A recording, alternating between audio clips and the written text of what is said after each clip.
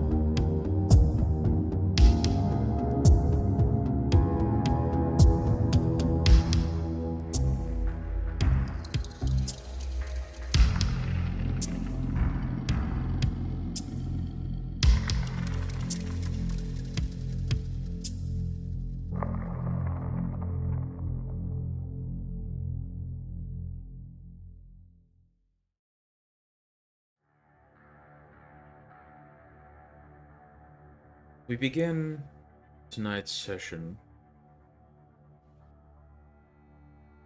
watching Jack as he awakens in his haven in Santa Monica. He looks around, stretches a bit, and sees that his phone has a couple of texts from his ghoul. It seems questions are rising regarding the promises he was made, despite the several attempts to discipline his urges. Jack, as you ponder what to do about this, the phone buzzes in your hand. A notification pop. Seems Abel has sent you text. Need to meet.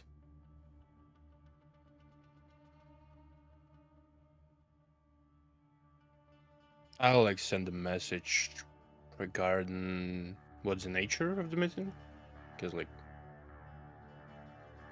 different stuff, different places should better. The text that you receive back says, "We need to conduct a seance." The library it is, and like the library is written with capital L. Is it the same library that we've been frequenting? Mhm. Yeah.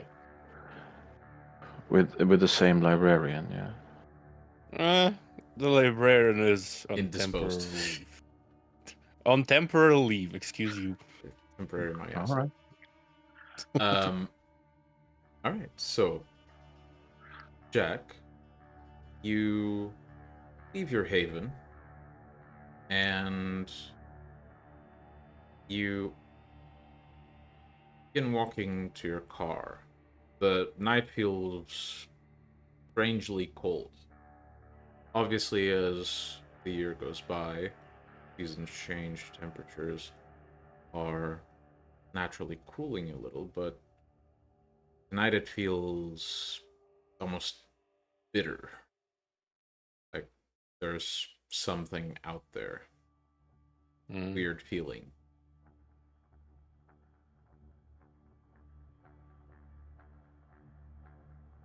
Well, first thing that comes to mind is almost a year ago.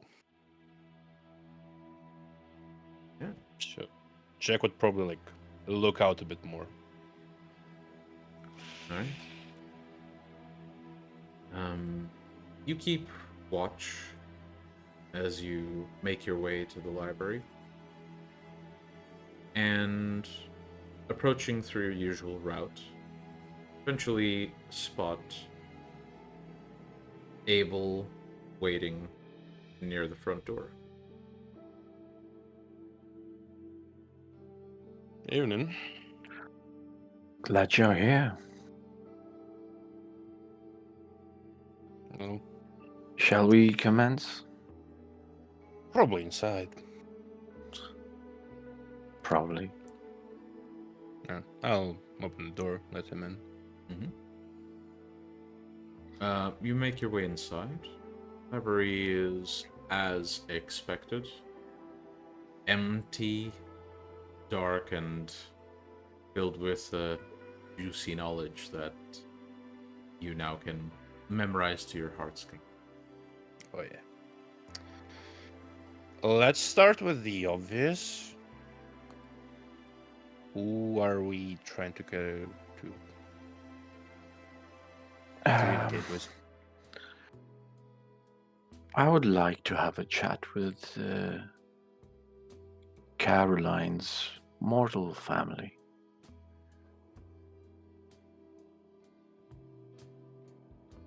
Names, dates of death, places of death. Here you go. This is all I was able to gather, and I hand over the dossier to Jack. Jack, as you flip through the information, you learn that the names of the family are Carla and Robert Rain. They had a son by the name of Sean Rain, and a daughter by the name of Caroline. One thing you do notice is that the entire family deceased. The cause of death is deemed natural causes, but there were police investigation involved. And it's odd that all of them died while frequenting hospital as patients. They all seem to be buried in the same place, cemetery in the south of the downtown territory.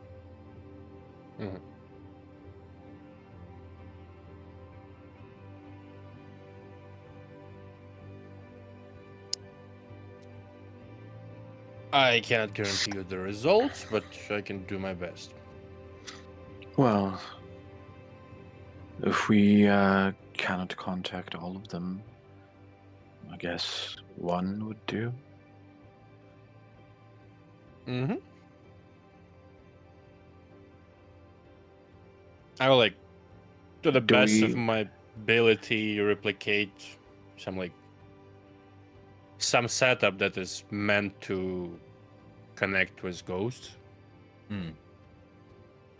So roll me into cult. Can I assist him somehow as well? You may roll into cult as well. Jack, Rituals? yes. So for you, Jack, it's regular roll. Oh, wait, you're going to roll and see if any of your successes can be added. However, because you don't quite have any aptitude with necromancy or necromantic arts, the roll is at a slightly higher difficulty for you. Would Yes. my analytical mind apply as well for intelligence rolls? If Jack, exchanges notes with you and you plan together, yes.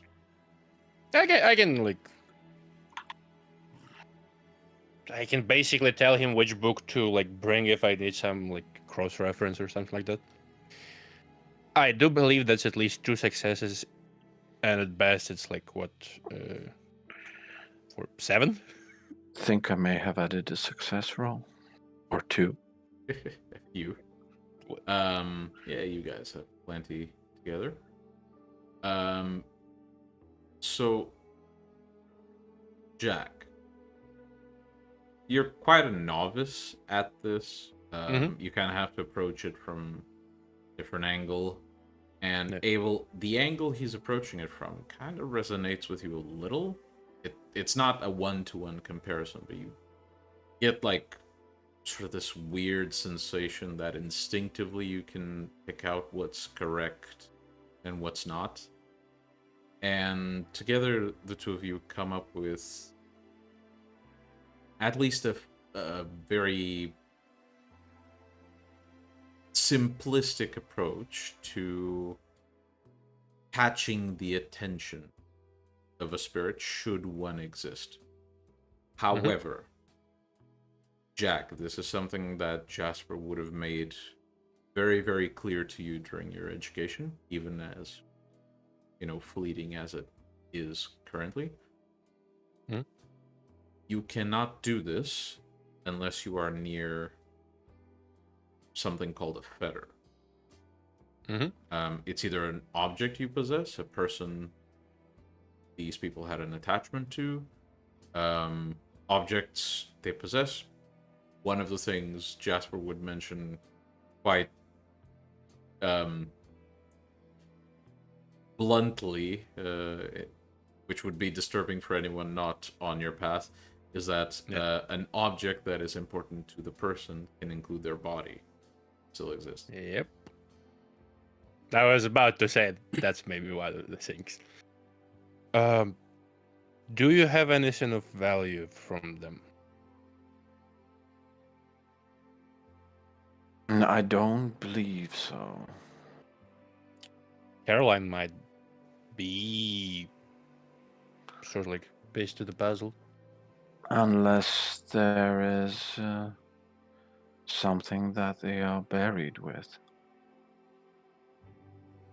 Oh, grave digging is always an option. Well, we could first go and, just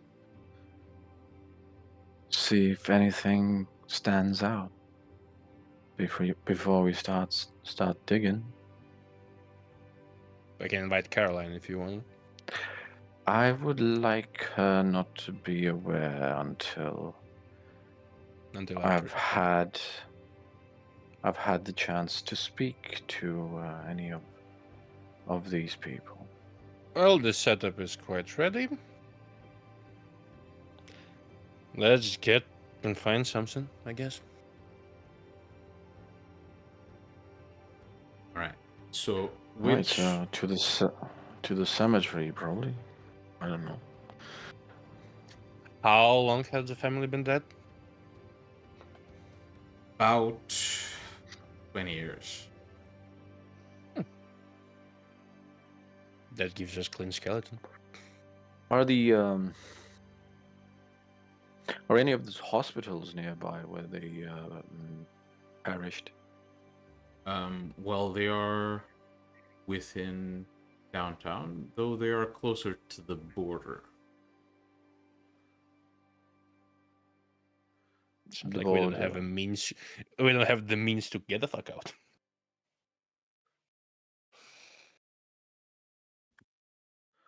It's been 20 So years though. whichever is closer. All right. I mean, a body can be a tether, I suppose. Definitely. There is nothing closer to the person than their body. So the closest location would be the hospital. It is one hospital. They all met their fate. However, you would also be fairly aware of the fact that if you find something relevant in the hospital, it will potentially be a lead to something useful, not the object itself that you need. Since they are buried at the cemetery, that's the easiest way, per se. Easiest thing as these things can be. But Yeah. Well, hospital could what would be the odds that the ghosts are already at the hospital?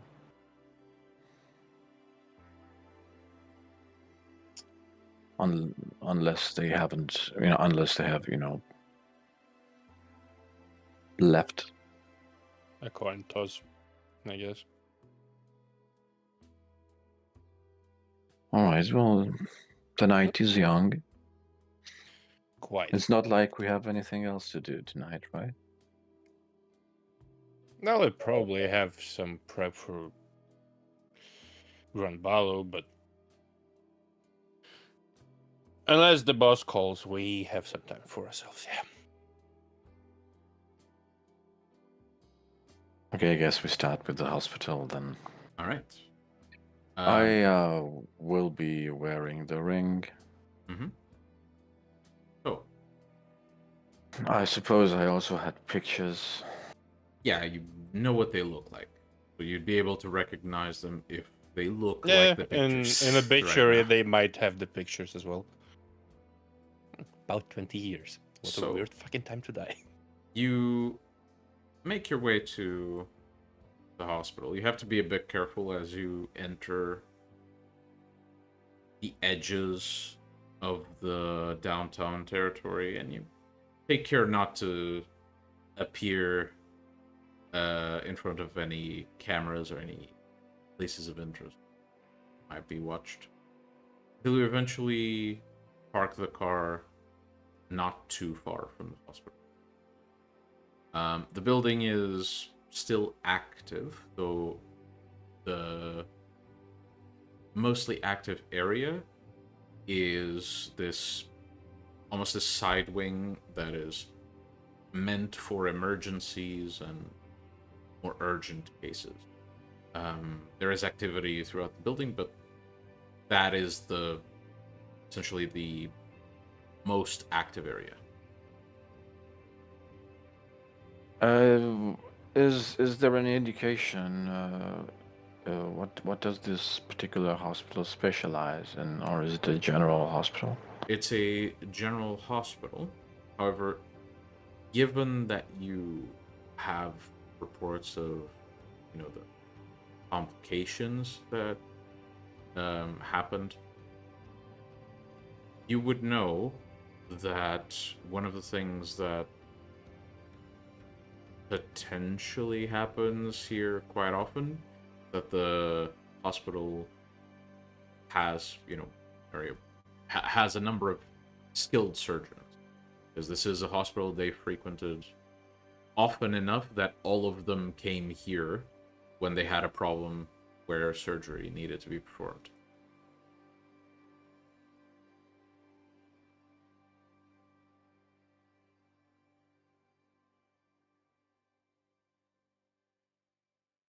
So we should probably ask for some assistance. You know, which beds they lied in when they were here. We can do that, yeah, I guess. Or I, could I just- cannot, I don't have the better idea at the moment. Like, dominate is dominate. Yes. So it's probably like a watch out with aspects like for the ghouls. So you can make me an aura perception roll, and Abel, you can make me just a. Let me double check if this is.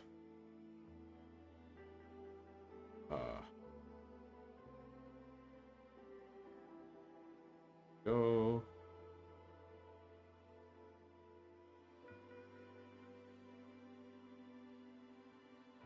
Damn it.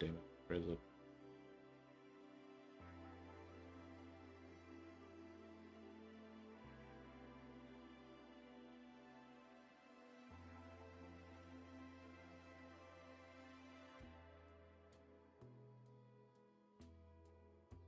And let's say perception and I completely forgot. Security isn't a thing in V20, is it? Investigation might be a case. Technology might be a case. Or larceny. So you can pick either larceny or investigation. Those. I will Completely pick the one doable. where I have points in. Alright. Insightful applies? Not really. You're trying to spot something. Alright. Okay. So, separate roles. Jack, from outside the building, like you haven't gone inside yet, from outside the building, just at a glance, you spot a couple of auras passing by windows that show signs of being ghouls. But it's not like the building's infested with them. Maybe there's one or two present at this moment. Abel. Yeah, they definitely not gonna keep the whole hospital full of ghouls. Abel, the first thing that strikes you as you're about to open the car door and make your way into the hospital is the security cameras that litter the hospital. And you recall, Jack might have an issue with security cameras. Most likely. Oh boy. Is there a way to avoid the cameras? I mean, difficult. You could try and find blind spots, but anyone who looks at you walking specifically to those blind spots only to avoid the cameras might get a bit suspicious. okay, well, then I can be the shadow under your shirt if you want. does the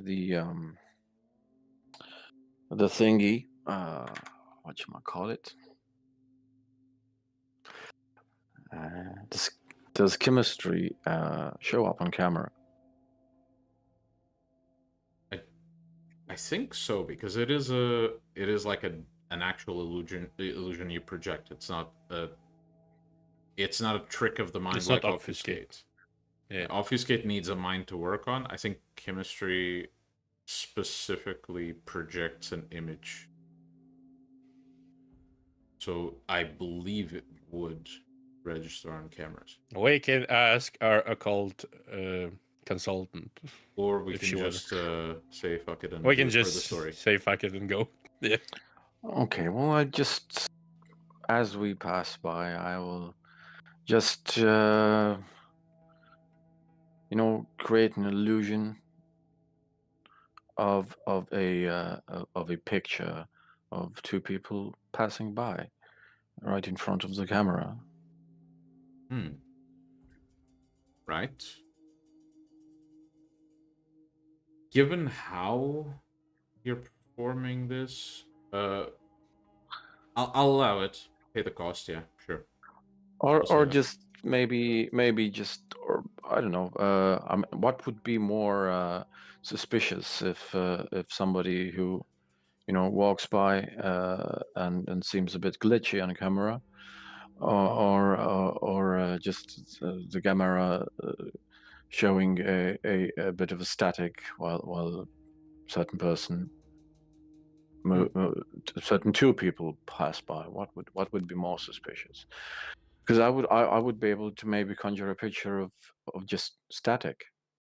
Yeah, definitely something you can do, and you can make that small enough that it might not raise suspicion from onlookers, since, from the outside, it's an image about this big in front of the lens. So, Yeah. Yeah. yeah, you could do something like that where you basically fake that the cameras are having some issue. Yeah, it's not that the person is glitching out on camera, but the camera itself for a second. All right, we'll say that. It's requires a bit less mental gymnastics for me to allow it. So, Yeah. right. So you talk through your plan, and the two of you begin walking towards the hospital. Abel, you perform this illusion on the cameras that you spot. And with your ring on, it becomes a bit difficult to focus exactly on what's living, what's dead, because the hospital is filled with aspects of people who passed away in it. It probably has like 200 years worth of dead people in it. Well, I American healthcare, baby. try not to No, make just eye people going to the hospital. Sounds like people outside of US are fucking immortal. Sorry. So, Abel, I try not to make any eye contact unless somebody is recognizable. mhm. I presume the living still are, a bit more recognizable than. Yeah, you given the nature of how you see these wraiths, it takes you, like, you can spot the signs of what's living, what's not. It's just that the sheer amount of each party kind of, you have to scan people to find the living one, basically. But it's doable. It's doable. It's not like you're gonna start Okay. speaking to a dead person, not realizing you're doing that.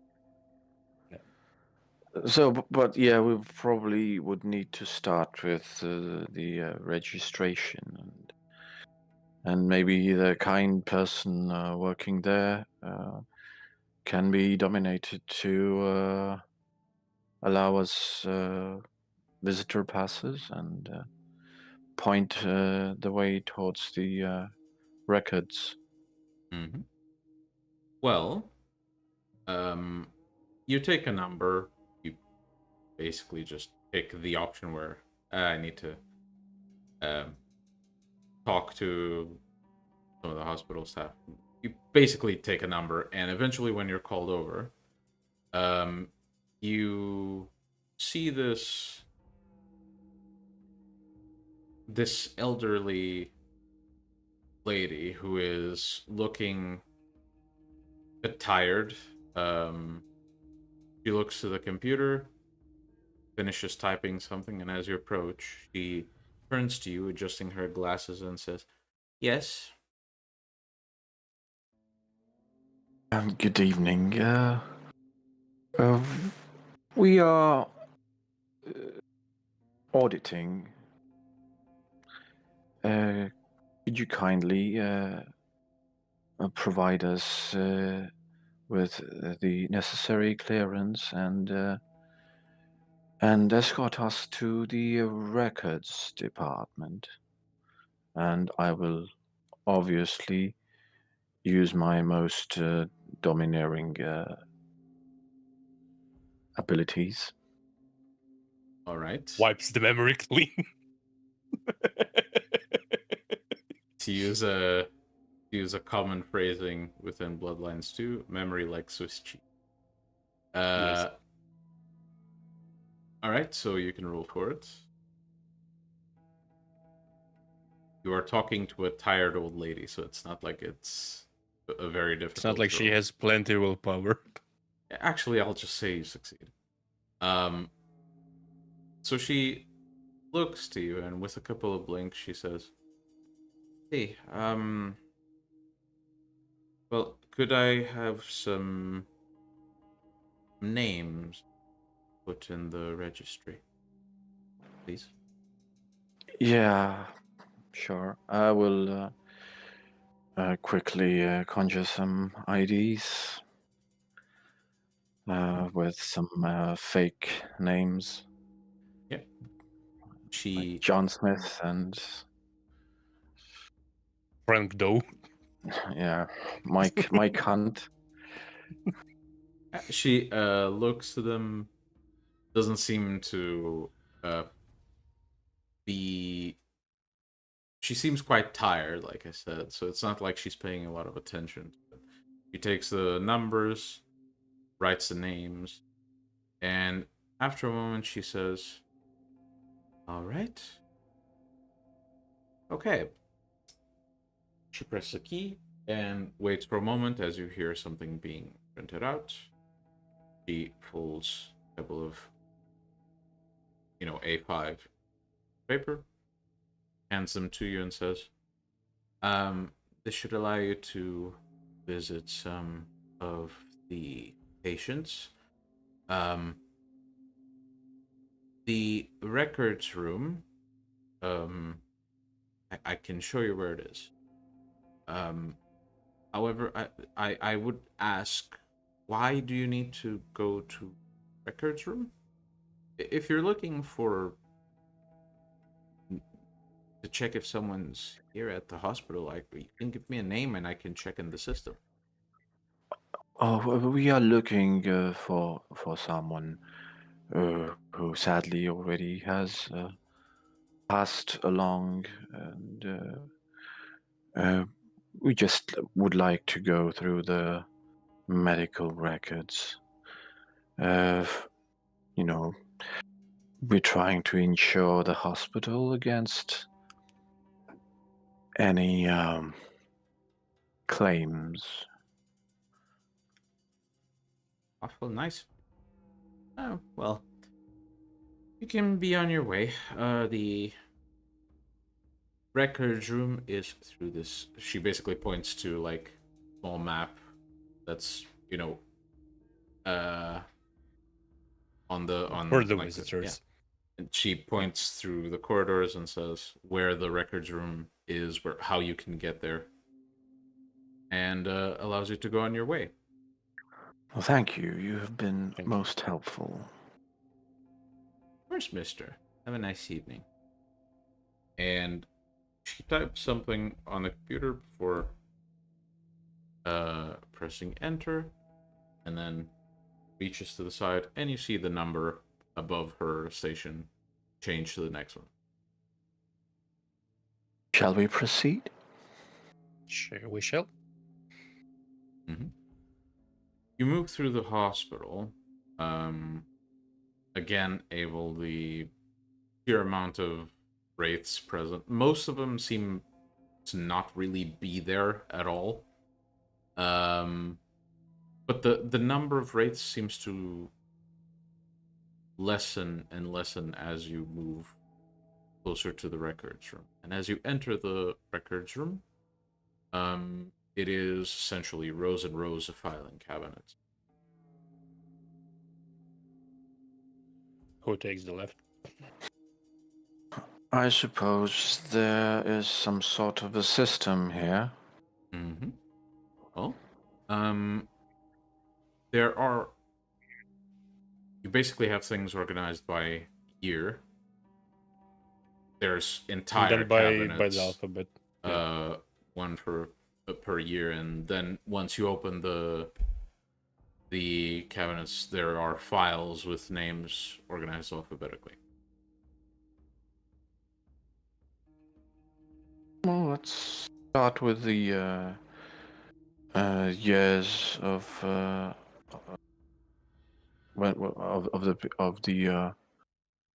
of the death, Mm-hmm. I guess. Well, the earliest one would be the sun, dawn. You go to the cabinet corresponding to here, flip through files until you find dawn. I believe like the Yeah. whole family would be closed because it goes by Yeah, surname. it goes by surname. Yeah. So go through cabinets, and eventually you find Rain, Sean. Take that file. Obviously, it's marked deceased. You open it, and obviously you see a picture of the boy, a list of belongings that he took into the hospital. All the belongings are noted to be returned to the family upon the death of the individual. Seems he died quite young.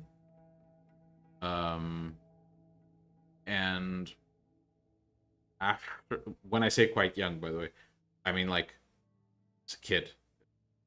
We're talking like, if you're lucky, he's a teenager. 12. Yeah. And as you look through the details of the death, it seems that he was in for minor surgery for a chronic condition that caused him pain, and the surgery was supposed to help manage that pain, but it's a circumstance where it's going to lessen, it's not going to fix. And there's a complication during the surgery, which led to heart attack, killed him. Are there any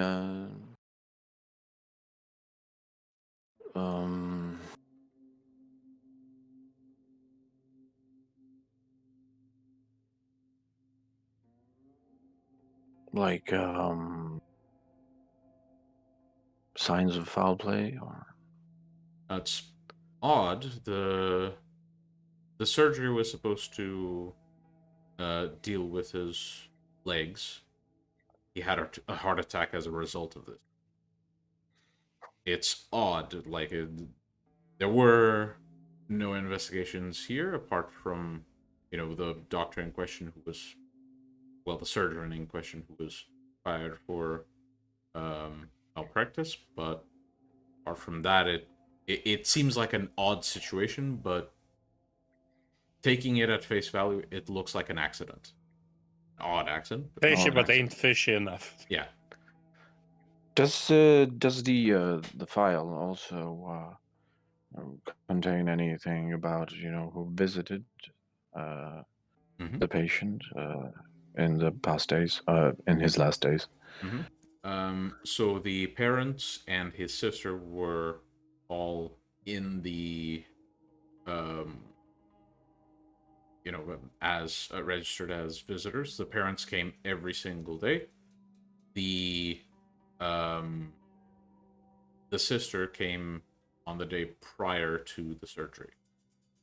And it's how would this be registered? Well, basically, you see that on the day of the surgery, the family was there, they wanted to visit, but they simply remained until they could collect his things because he never came out. All right. And there's no toxicology report. It wasn't. He was clear. Wasn't done, or He was clear. Seems like it was just an accident. Like, in specific medical terms, what you see is that the suspected cause of the heart attack, that some air got in his blood vessels and got pumped into the heart, which gave him a heart attack. Well, he probably wasn't on fake heart, so yeah. All right. Let's look at the 2 other files as well. Sure. You find I will also make a note where the patient was operated on, which operation room, and where his where any of his well, probably they were, since he was the first to go. Okay, let's go to the other 2 files. Yeah.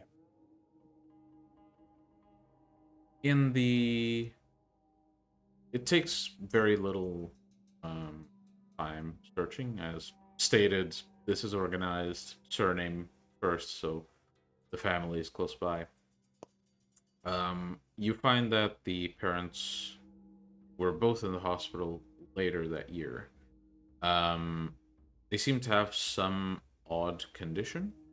Both of them share the same condition. They seem to be sick. And the problem was there's something interfering with their stomach lining.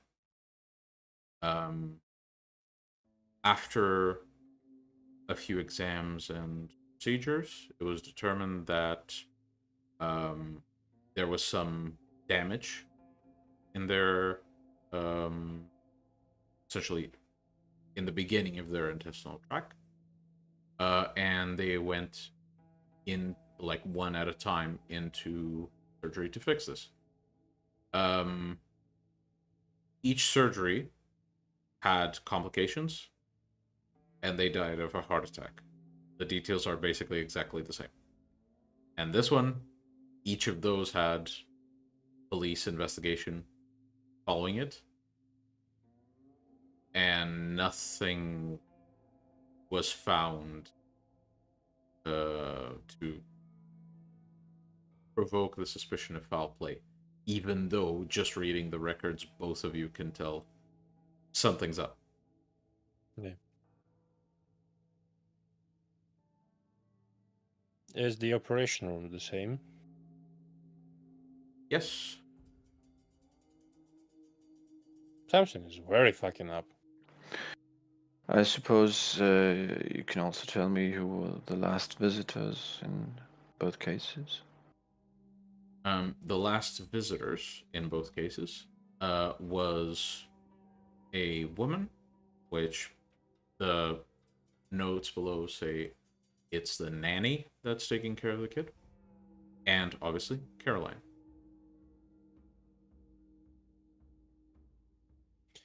Okay. You said 20 years ago. Is it like the year that shit went down in LA, or like year before, year after? Slightly after. Hmm. It's like about 20. Oh. And it was 04 if I remember correctly. So. Yeah. Who died last? It was the mother. Okay, and were any of her items collected? They were brought to the residence by the nanny. And the note says that the relatives claimed possession of it. They just sent the nanny to pick. Relatives, you basically get grandparents, which it takes very little to assume that they are deceased as well, given Caroline's age.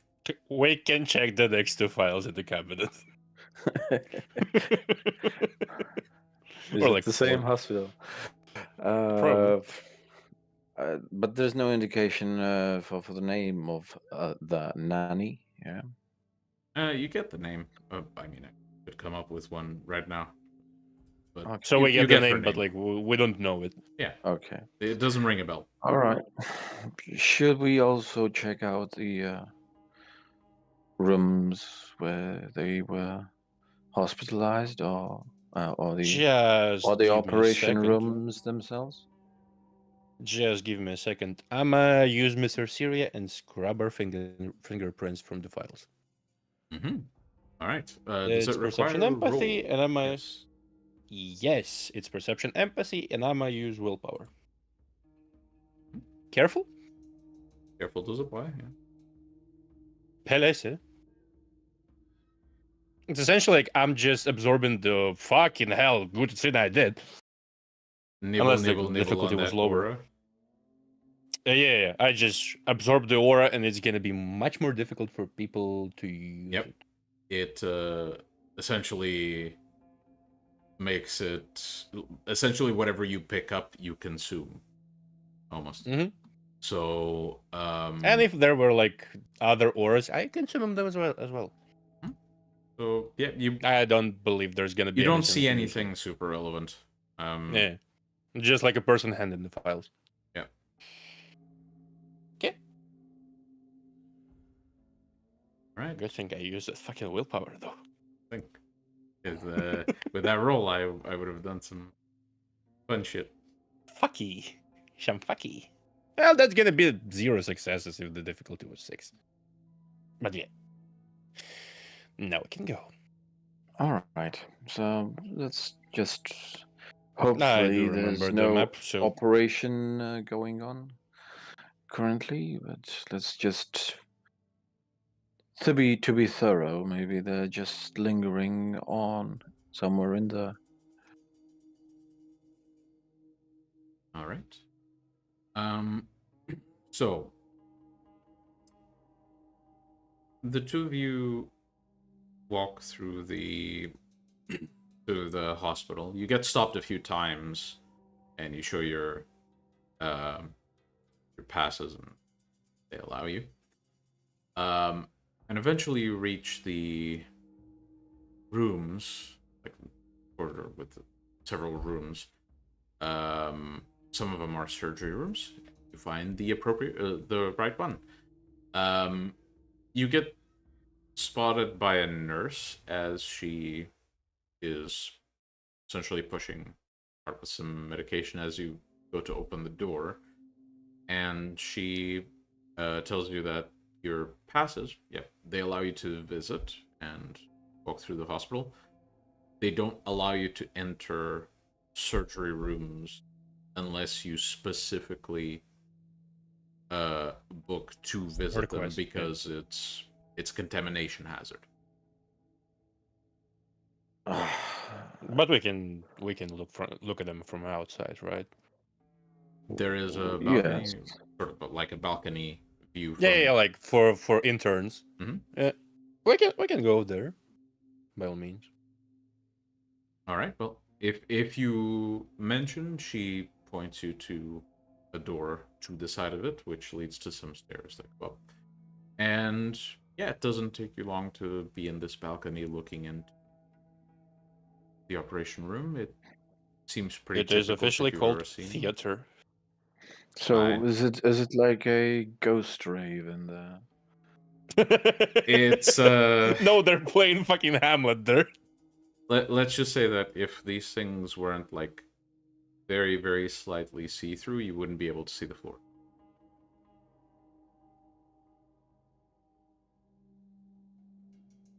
Any familiar faces? All right. So, Abel, for you to see familiar faces or try to spot them, perception and let's say alertness. Do you have specialties that might apply? Just insightful. Trying to spot a But thing I is don't. yeah. So insightful does not apply. Jack, I don't think you need a roll for this. So you're just gonna feel slight tingle. It's not like it's present right now, but some form of living magic visits here often enough that it sort of leaves an imprint. That feeling. If it is what I think it is, fuck.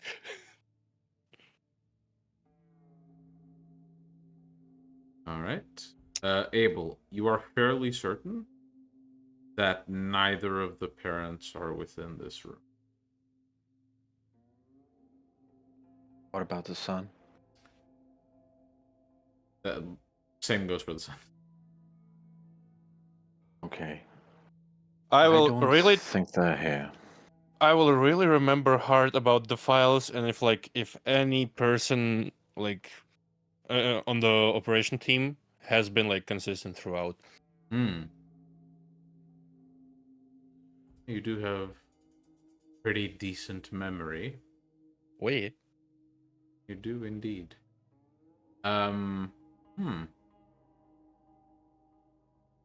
The doctors leading the surgeries were all different. Mhm. The teams had some, like they shared some members. Overlap. Yeah. They had some overlap. But only one member of the team was present in the 3 surgeries. It was a nurse.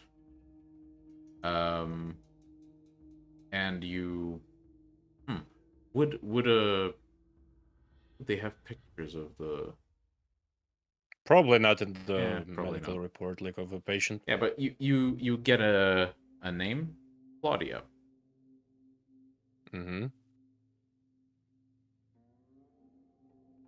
Just if it happens to be the name of the nurse from the entrance. You do have pretty good memory.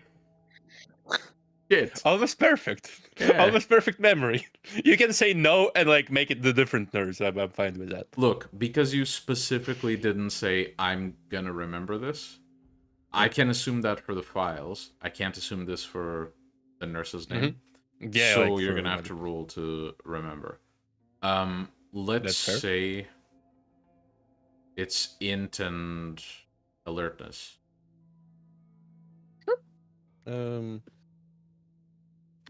Helese.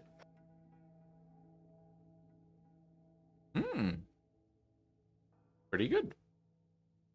Yes, the nurse who wrote your passes is the same, has the same name. At least the name tag said the same name. Yeah.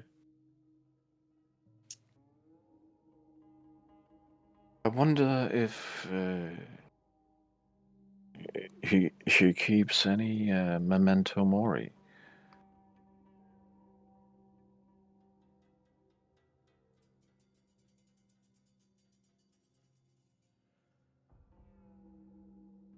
I see. That's Merc Miguel. So nothing. Go on. Role play. Well.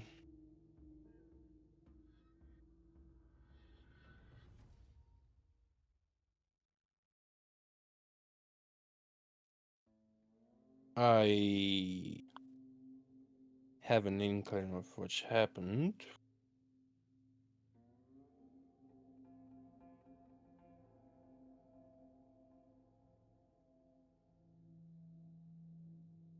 We can discuss it in the car. Would you be fine with that? Oh, so we're not going to speak to anyone else in this hospital? I have an idea who might help us with it. They might not help us with it, indeed. They might. I don't know. We can talk about it in the car, I guess. Unless you're sure that there's nothing else for us to discover here.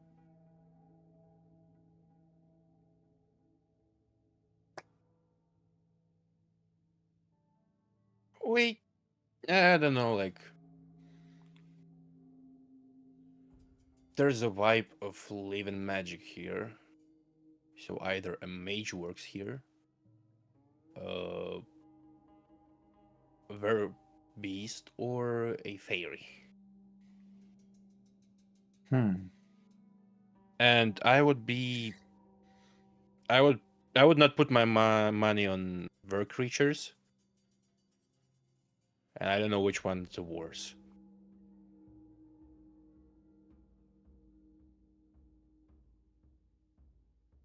Okay, so you want to get out of here? Yeah, let's do that. All right.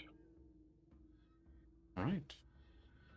So you leave the hospital. As you pass the front desk, you see a few teams of, um,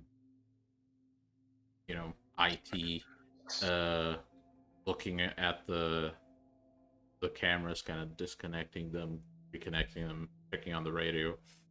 Um, and you sort of glance towards the front desk, and the lady spots you and goes,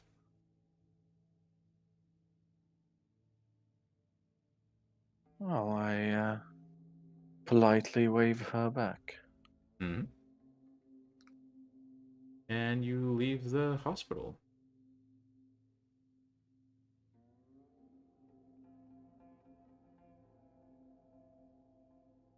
Yeah, like She probably doesn't have Facebook, right? She doesn't have what now? Can you repeat, please? I mean, did you mention her name to me? Yeah. Okay, I Oh. was just thinking, does she have Facebook or something? But you can check. You don't find any profiles that there are Yeah. plenty with the same name. Name overlaps in social media is not that common. Yeah, like it's probably a pretty common name. Yeah, but Yeah. the picture, you don't find anything that looks remotely like her. So this was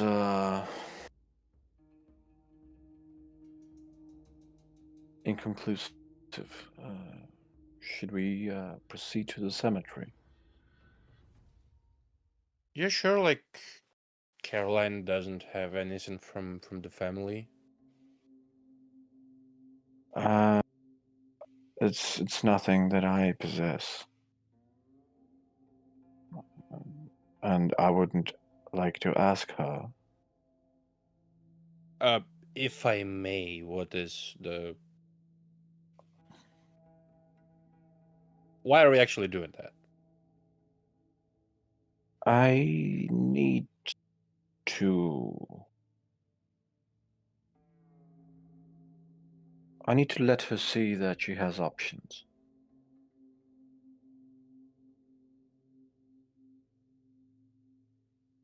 I assume something with her past doesn't really work with,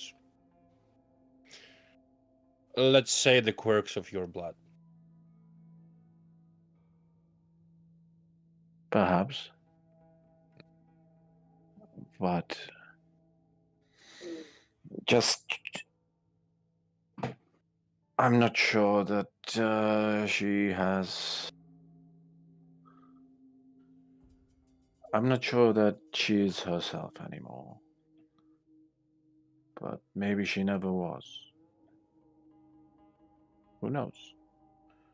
It's interesting, though, finding out more about what made her what she is right now. Pretty much all the life choices leading up to this current moment. Even we, the creatures of certain stability, we are That's pretty just. much not stable. Yeah. But still, most of us choose something and stick with it. That is true. I think she may be too impressionable. just merely wish to aid her find her own path.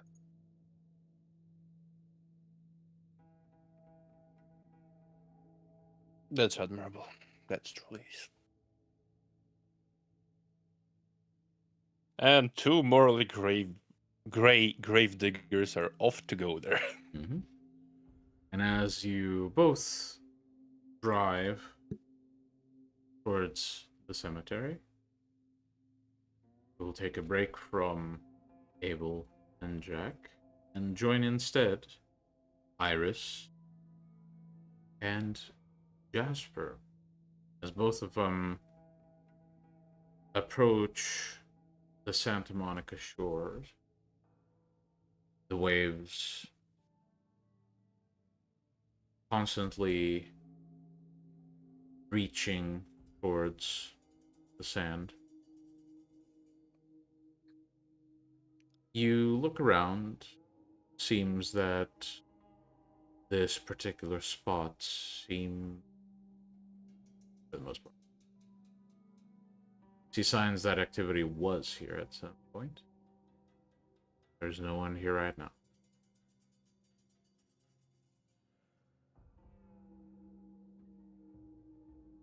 Right then. I need to go train a certain ability of mine. Well, rather, explore its limits. Is this area suitable for you, Jasper? I believe so to be. Very well. Though Iris looks we around need and points towards a rock.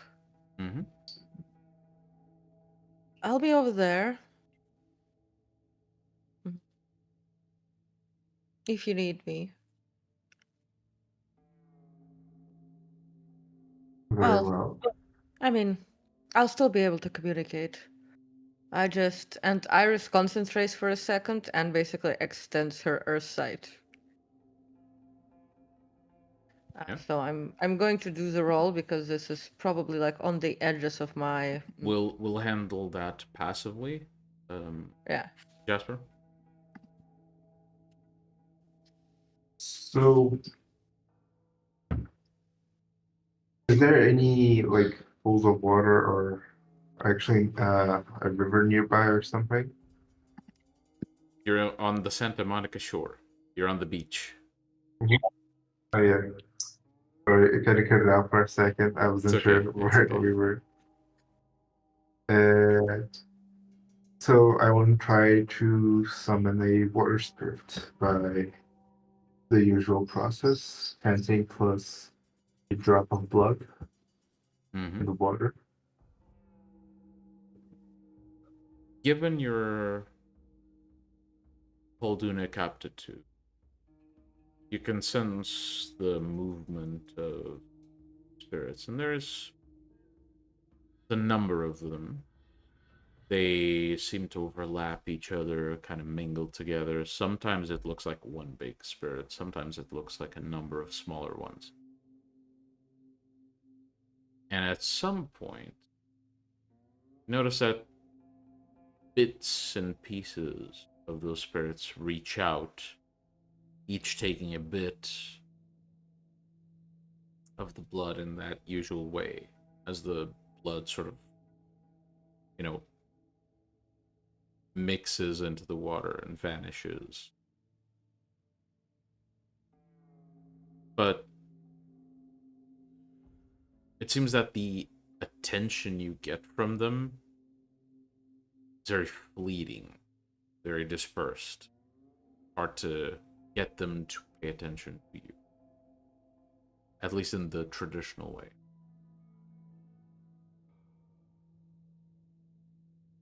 In the traditional way. I'm just dropping some blood and trying to catch their attention this way.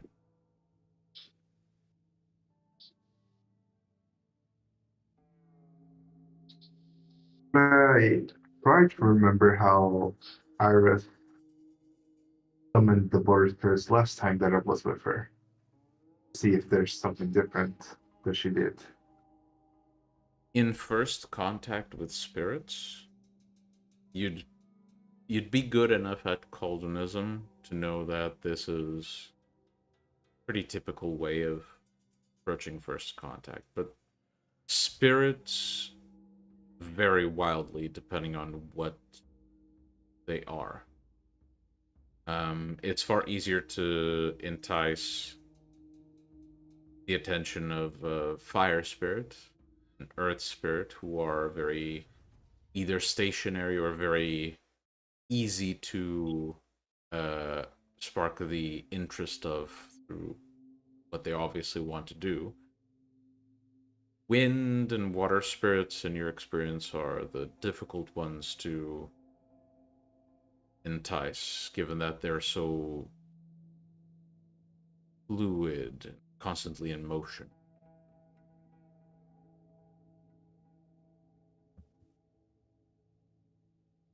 Hmm.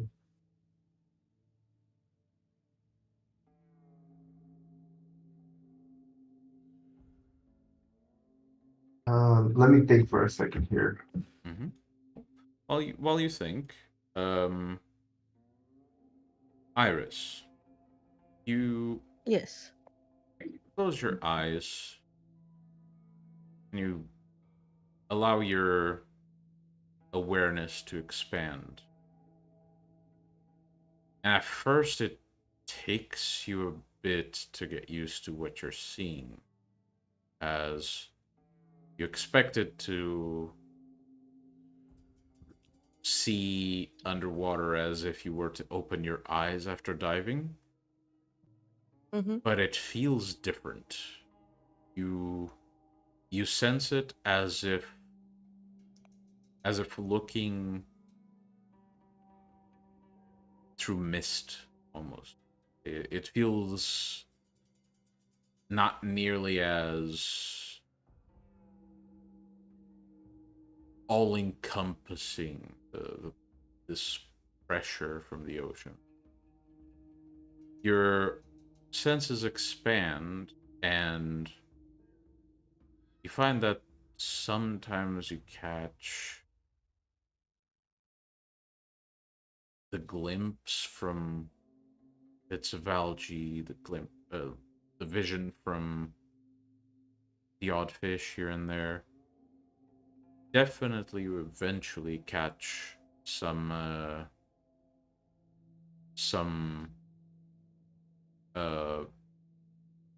forgot what the name is in English. Some of those animals in shells. You catch glimpses from various forms of life within the ocean, and each one is different from the other. It takes you a bit to acclimate to it, and it's not as clear as looking through the forest. Mm-hmm. Jasper, have you thought about your approach?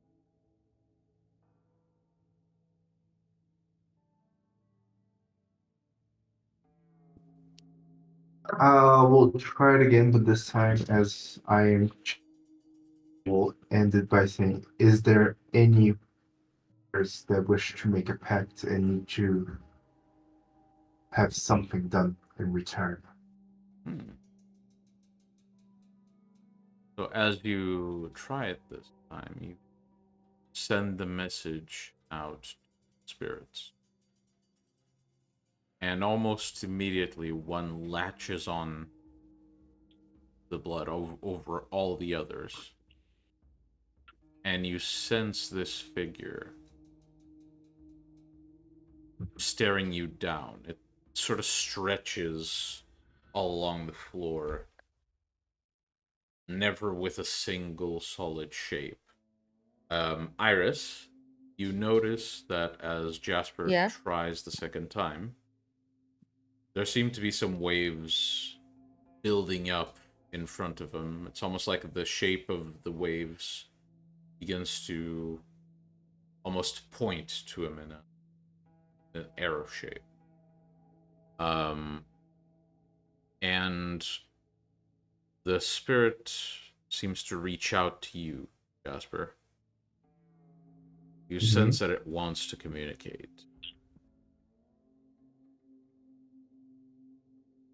I'll try reading its thoughts, perhaps.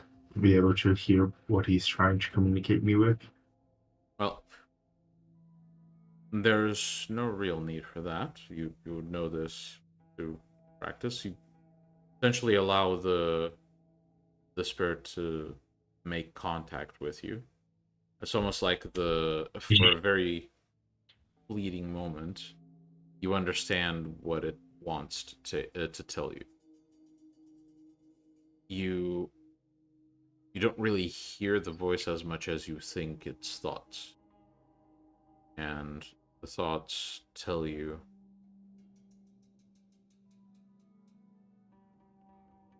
there is a problem further in, deep. It pushes out, boils us.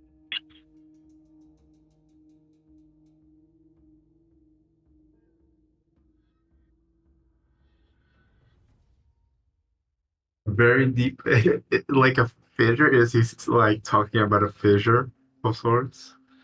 The maggrass It's goes up, possible. perhaps. It's possible. So spirits tend to not speak very clearly. And I think to the spirit, but I actually say to the spirit, and what do you wish to be done about it? Move it. Close it. Rid us of it. It kills. It stops our protectors.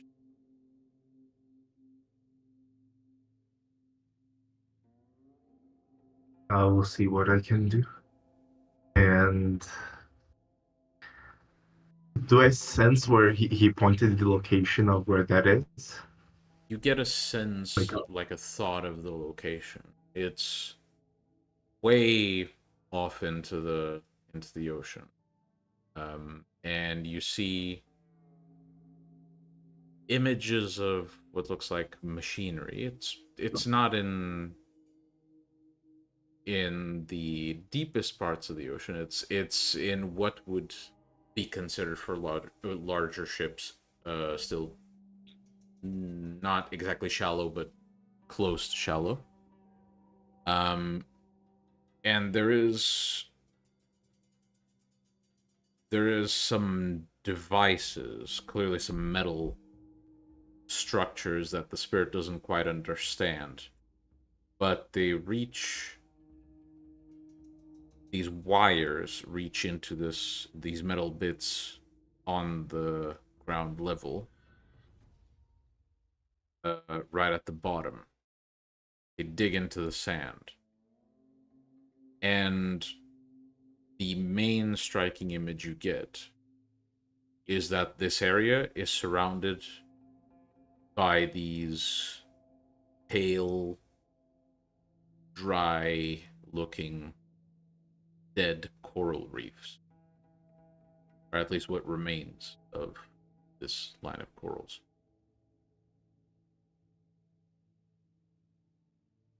Okay. They go up to the sand you mentioned, right? Like, are they like in the ocean, or do they not reach back to shore somehow, these lines that you mentioned? The wires reach to the surface, and it seems that there are regular, what you recognize as vessels, not very big, so probably just research boats, stopping by and doing something with whatever's floating up top before returning to land. Okay. I think I might have to go there to understand better the looks of it. I will turn to Iris and will say, Iris, I feel somewhere to understand something. Iris Are you gonna stay here? Iris blinks. Then looks to you. Does she feel like she had enough training for today? You feel like you're acclimating to it. You'll need a few more nights to do this Where is it that you effortlessly, wish to but go? Mm-hmm. Where is it that you wish to go?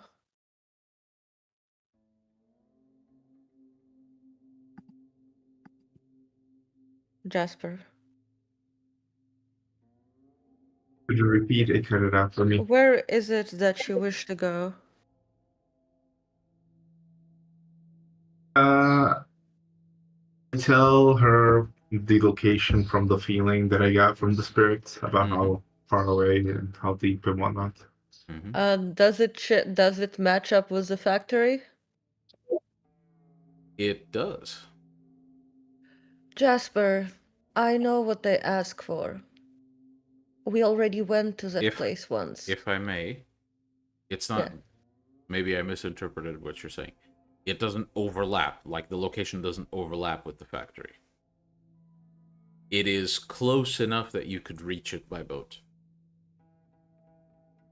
Jasper, it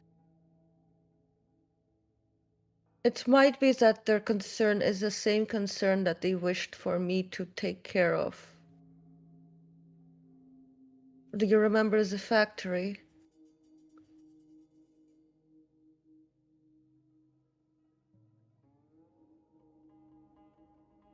We went there. There was something inside. Well, where I saw you needed to get there by boat. So I do not believe we're speaking at the same place. Wait, Miguel, is it that you can reach by boat the factory from the place that was? So, the factory is on the shoreline, right? It stretches into the ocean, but it's mainly established on the shoreline.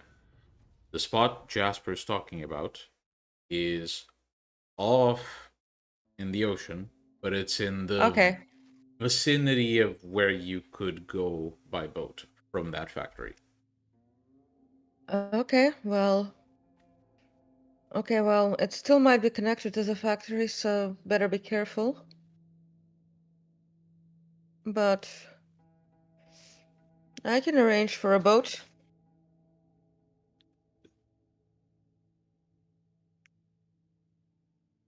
We could go by boat, rather- or we could Or rather, go swimming. wait, have you mastered the way of wind? I have not mastered the way of wind yet. I see. That is disappointing. Then we could have flown there. I suppose I'll give Marcus a call.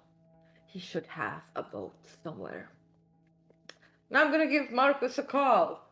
Well, but actually even a text. I'm like, need a boat for a short trip into the ocean. Do you have one at Santa Monica? One moment. This ties into something I have mentioned prior to the session. Right? So, you text Marcus. There's not an immediate response. But eventually you do get a response that says, sending someone. Okay, we'll get a boat in a second. While we wait, how long would it take me to reach that place with the way of wind?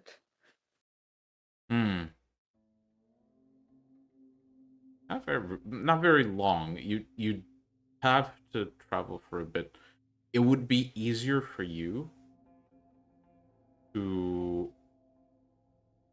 if you just want to get eyes on it, which is what I think you want to achieve. I mean, I have currently, it would be more like, practical for you to just walk for a couple of minutes on the shore, and then use your sight to look at what's over there. Why would I need to walk for a couple of minutes? It's 16 kilometers radius from the place where I activated Oh, it. that long? Yeah. Yeah. Yeah, you could just, like, have a look then. You know where to look, Yeah, which is why you don't have to, like, roll to detect it. okay. What I see. Alright, well, you do. The first thing you notice is there's sort of a blind spot near that factory. Pretty big blind spot. And near the place where you want to, there is very limited visibility. There's very little that you can actually see through. Yeah, but also any do. birds. Any birds Can I above. finish? Yeah. Okay. So there's very limited visibility there. As what you take from this is that odds are there's not a lot of things that live there, or that can live there. Eventually, after, searching for something, you eventually get a glimpse of it as one of the fishes swimming nearby passes close to this thing Jasper saw. What you see is essentially this device jammed into the sand with a number of connectors to nearby coral. And you look up through the wire, and probably through some seagull that's flying by, something of the sort, you spot the top part floating on the surface. It's sort of like a buoy, but it has a slot with what looks like an empty canister. I described the same to Jasper.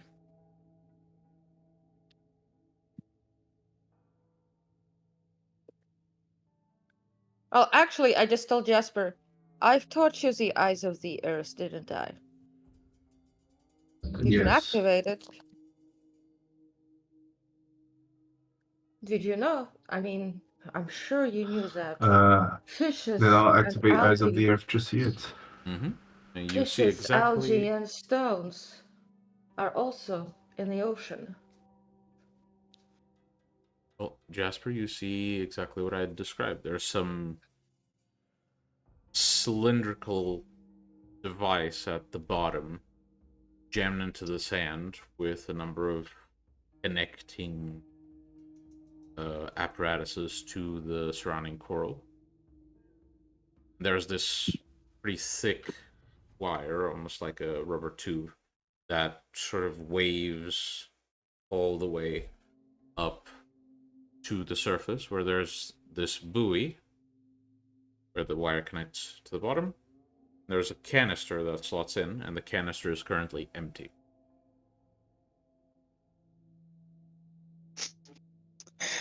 I kind of disconnected here for a sec. Can you repeat?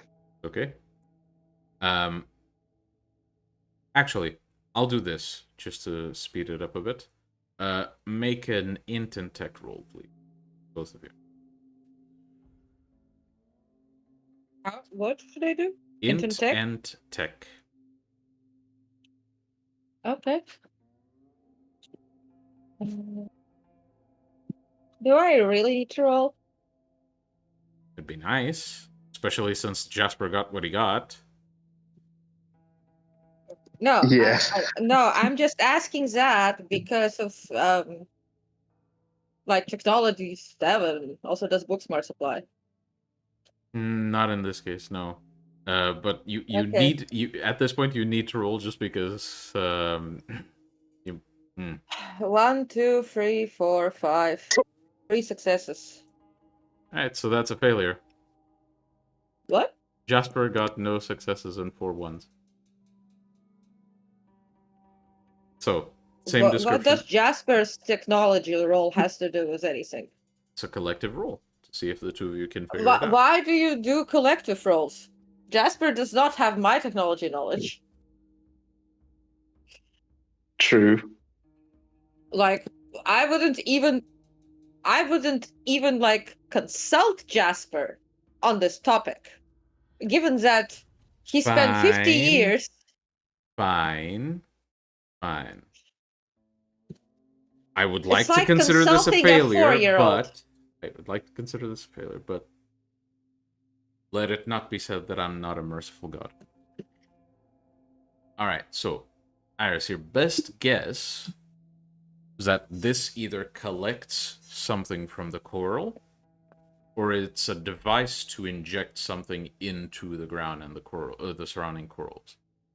And given that there's one device that has caused this much harm to this entire stretch of coral, this entire reef, your best guess is that whatever this is, it's probably the cause of why there's no life there.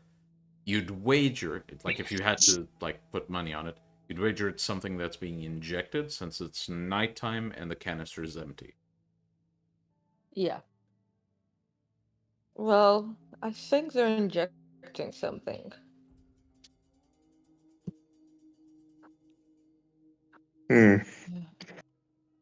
Jasper is now pondering for a moment. You see his face thinking very hard about it and says, shall we wait for them to come by boat, or should we just get rid of that thing altogether? I'm sorry, the Garo are rebelling. I see.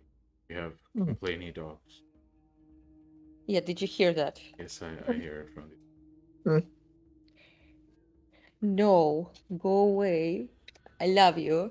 Do you want a bribe? How about I give you a bribe? I'm gonna bribe the Garo. Okay, well, Jasper, since we're having technical difficulties with the doggos, Jasper, I'm assuming Iris shares the theory with you. Yes, What I do you think your next course of action should be? I do think we need the boat. Because how far out in the sea it is? Let's say that if you were on that factory and you looked out, you could probably see the buoy floating in the horizon.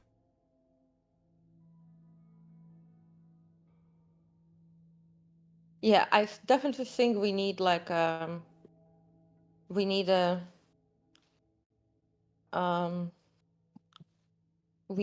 to wait for the boat. Very well. But I guess I'll already go digging under it, so at least when we do get the boat, we can already remove this quickly.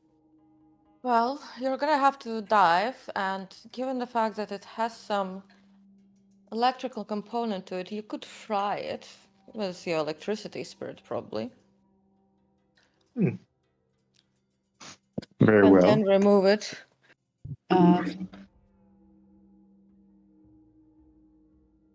I guess I'm going to go swimming at least near the buoy because I need to be in the area at least to do this. But we're gonna wait for the boat to get close to it. All right. Well, both of you make your way I there. can already do something.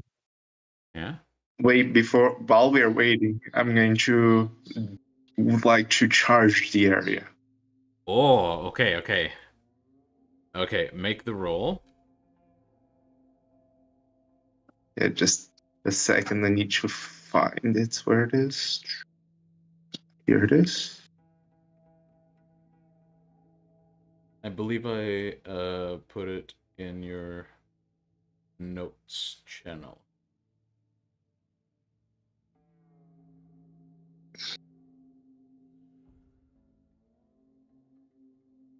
why do you have this? I don't know.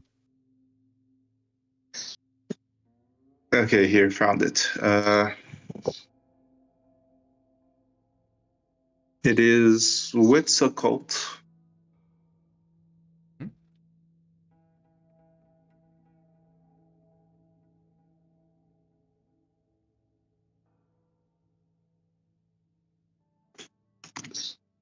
I'm gonna keep charging while we're waiting for the boat. Just saying. Yeah, it takes a while. All right. God damn. My God, what is this luck? That's at least a success. The hell is going That's a success, really. on? Yeah. Okay. So.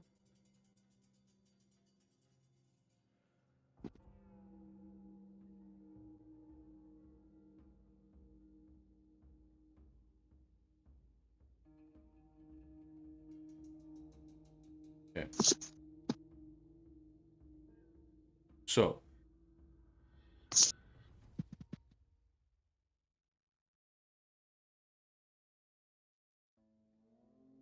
Jasper, you focus on your surroundings. Are you doing this closer to the surface or closer to the bottom part of the device? Through the surface. All right. So, just for stealth purposes, you do this while submerged underwater, but close to the surface, and you allow the spirit to force through you. You feel this almost tingling sensation on the surface of your skin as you begin to feel this like attraction that resonates between you and this wire that's floating by, to the point where the wire even almost nudges itself in your direction for a moment. You think the area is primed, at least as much as you can do it right now. And you may register that bonus for the future. In the meantime, as you wait for the boat,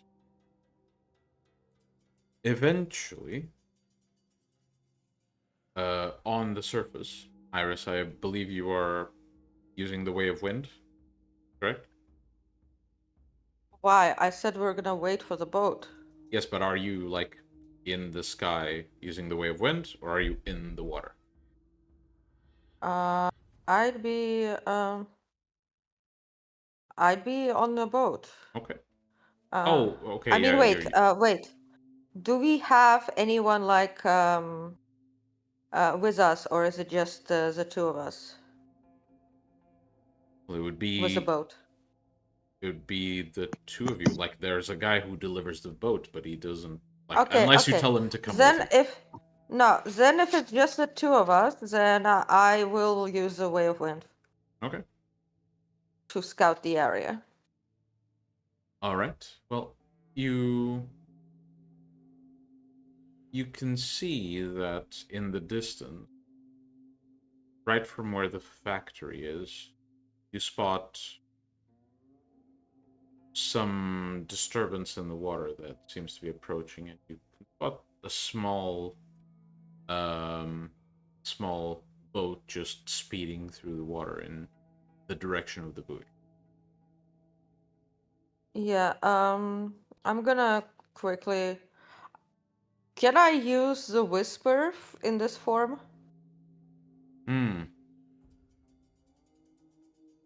Technically, yes, but unless Jasper has his head out of the water, you won't hear shit.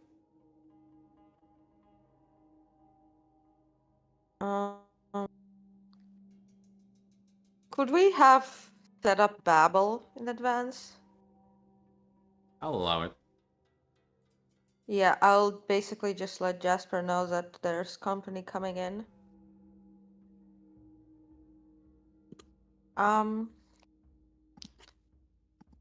Can I so like fly closer to that place where the boat is? Because I assume I'd be able to use like my powers of the wind in this form. Yeah.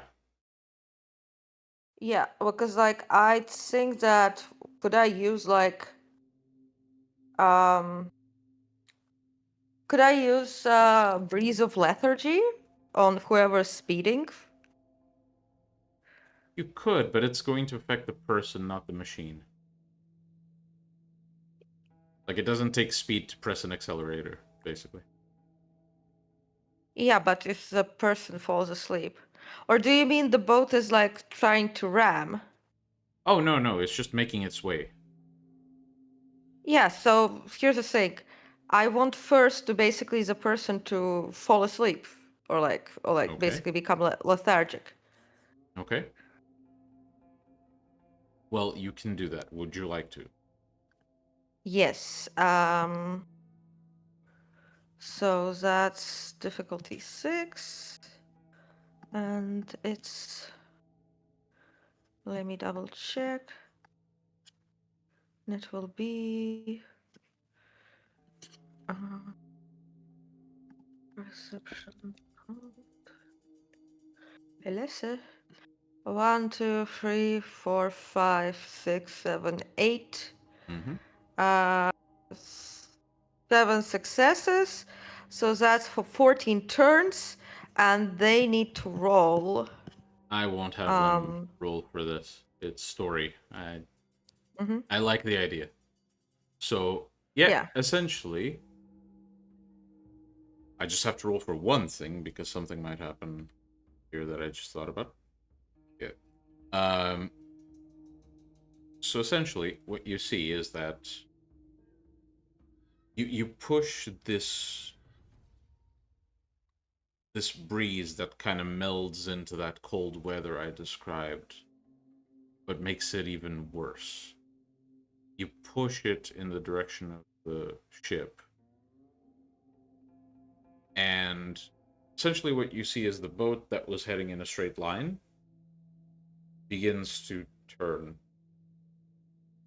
very slowly, and eventually the turn increases until it essentially flies off, flips, and you would assume whoever was piloting it fell into the water. Okay. Do I see this happening? I mean, if Iris tells you there's company coming and you poke your head out, yeah. Otherwise, no. No.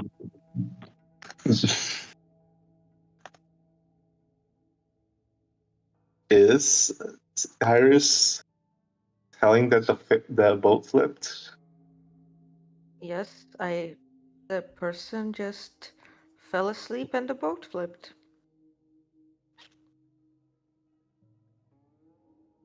Jasper will go swimming towards the direction of the boat Just do the and thing try you to came see if, for. Do the thing you came for. yeah, but I don't need to be around where the lightning will strike. Ah. So yeah, I swam all the way to the boat, Mm-hmm. try to get on top of it, so Yeah, I'm out of the water. The boat flipped, so it's essentially capsized. I think he's going to our boat. Oh. Which boat are you going to? Mm-hmm. Our boat. Okay, yeah. So you can get on board that boat. Mm-hmm. For future reference, your boat is the boat. The capsized boat is, we'll call it ship for now. Okay. Okay, ship. Very well. So once I get in the boat, I will use Asgardian Strike. All right. Okay, roll for it, I guess. And let's see what happens. Any specific wording of Moment. I'm gonna put I just need.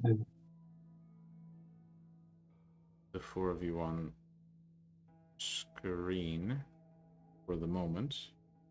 I have to access some ST stuff in the journal. I'm going to use the willpower also on this, just in case. Hmm? Illicit.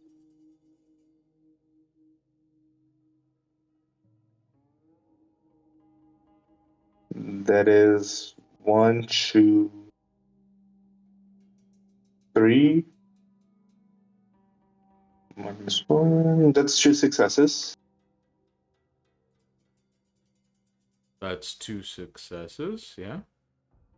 Let me Yeah. go back to your screen. I had to do some finagling, so the ST stuff doesn't show on screen for the audience.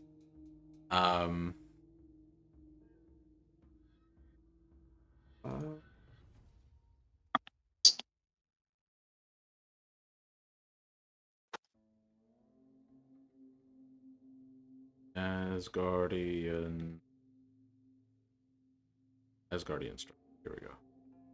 And you didn't. You potato. You didn't copy the description like I asked you people. That's fine. All right. So you got 2 successes. Successes. Okay.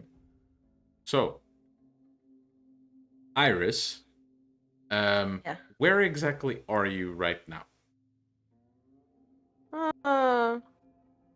Somewhere around in the air. I'm in wind mode. Mm-hmm. Probably around Jasper's boat. Okay, so if Or you're maybe closer further. to... Or maybe like further, like closer to the factory, just keeping an eye out if anything else comes around. Mm-hmm. All right, well, basically what you see is you feel this almost weird resonance in the air. And there's this flash of white behind you. And you hear this loud thunder as you then look back, and you just see a very faint column of smoke forming before it disappears as the machine sinks.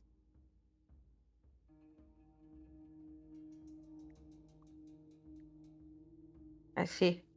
Jasper, you would know from your previous practice with this, whatever electronics were in there, they either melted or they're fried beyond usage. Like there's no way anyone can make use of this thing again. Nice. So I head my boat to the ship to see if there's anyone, alive, swimming in the water. Mm-hmm. Well, as you approach the ship, you look around, you see some floating items that fell from the ship, mostly safety equipment when you go on a boat out into the ocean. And at some point, you spot something floating that looks like basically like the top of an arm that's slowly sinking into the water. I guess I'll stop the boat immediately and jump in for the person. Yeah. I need them alive. Well, as for you now. jump, or as you stop the boat nearby, you kind of just yank you grab the wrist and yank to pull the person back. And you are met with essentially an arm that was sliced off by the accident. We can say that.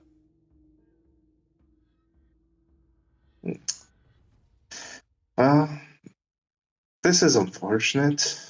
I guess this is what it feels like to fish and only, well, grab half of the fish when it comes up. So, Jasper, perception and occult, please.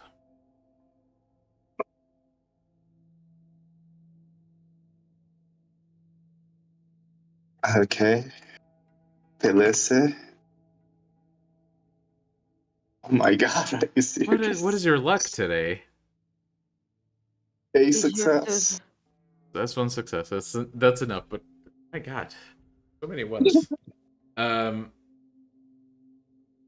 You see, like, usually a limb like this, ripped in this manner, would be covered in blood. But as it was in the water, as you pull it up, you spot through the blood there's some sort of tattoo. Kind of intrigues you. Kind of brush off, like you wipe off the blood, and you see that this tattoo depicts a spiral. It clicks in your head that you've seen mentions of this in one of the volumes you read about were creatures. Oh no. My God. No, it can't be. Did. Out of Iris. curiosity, wasn't it a section about werewolves? There was a section about were creatures, and it was one of the symbols mentioned. Can I try to remember better? Perhaps. Since Unfortunately, I do have. one success just makes you remember that you saw it in the book. I mean, I did it memory. I God, believe. that merit. Okay, fine. Yeah, I do. So, you remember that the section described theories about werewolf culture, and this spiral is associated with what was referred to as a potential traitor tribe, or at least a tribe that causes a lot of problems with the others. There's a lot of conflict that you see between them.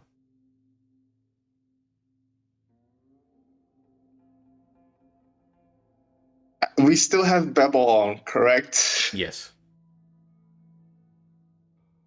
Yes, so I quickly start booking it for the controls of the boat. Just started and move far away from this ship.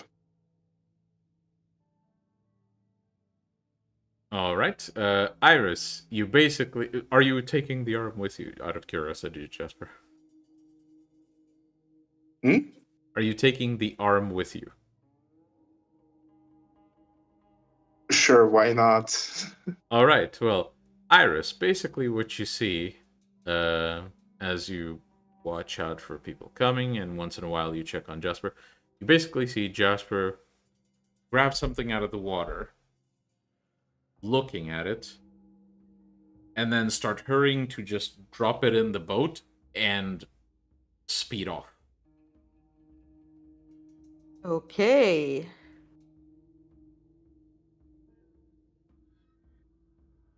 Okay. No. I'm just gonna Out of follow curiosity, Jasper in the air. do I hear any other sounds other than the boat sinking? Me, my boat, the ship sinking, me, my boat, and, well, the regular waves of the water. I mean, you could hear something if I was particularly evil, but I'll say not yet.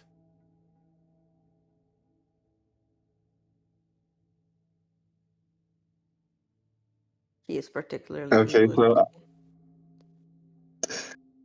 so I guess I'm driving all the way to the beach side, getting closer to shallow water just in case. Iris, do you go to land, or... I still keep an eye out, and Only once he gets to land, that's where I go to land as well. All right.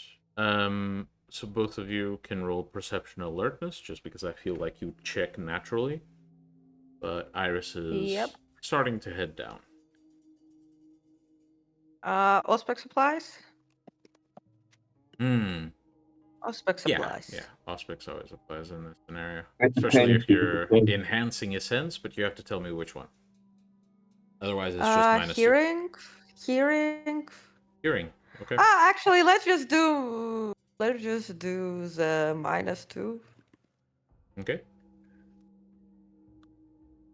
I would like to put it on hearing for me, at least. 1, Mhm. 2, 3, 4, 5.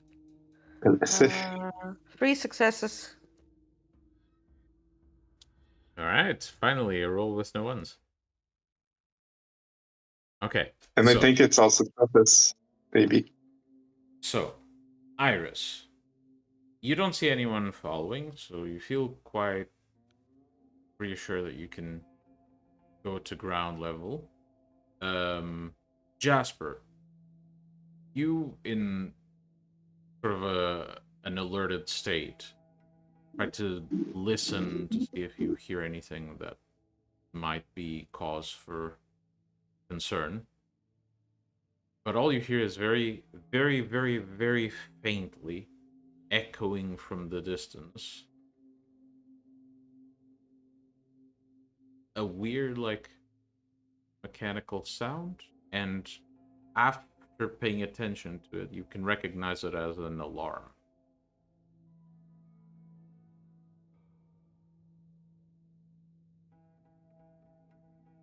Where's the alarm coming from? The sound. From where you just left, so you'd wager it's coming from the factory.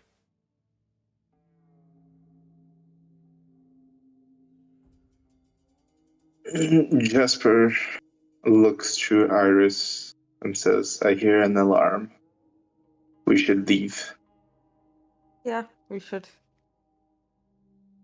Iris, Jasper is dragging along an arm. Why do you have an arm with you? Because, well, this could be a very big problem, and we might actually need assistance from the werewolves if these guys are here. Oh. So you took it as proof of kill? Or what? Yes.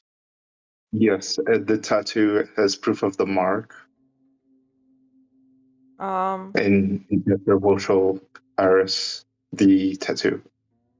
I see.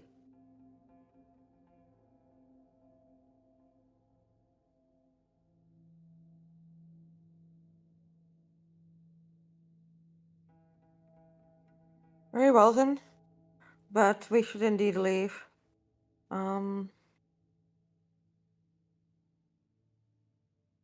This Alright. could become very messy very quickly. Good to know. Not like we didn't need any other problems. As you turn to leave, Jasper, you just make sure to at least establish, a good relation with that particular water spirit you did this whole thing for. And even if you don't perform the pact here, you do make sure that you can form a pact at a later time when it's safer to spend the time doing it. And the two of you take your leap, carefully watching to see if you are being followed. And as you do drive away, we will take a 15-minute break. And You will return- have to appease the Garrow. I shall. And we shall return very, very soon.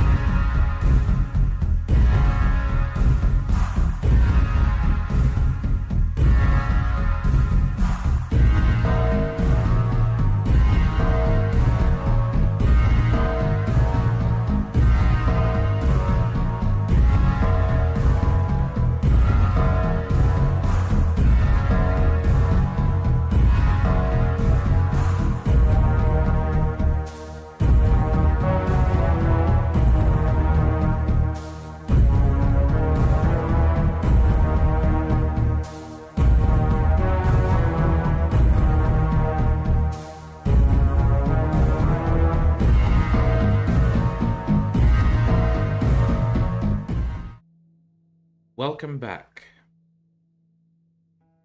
We join the pack 2 nights later as they meet in the Santa Monica docks.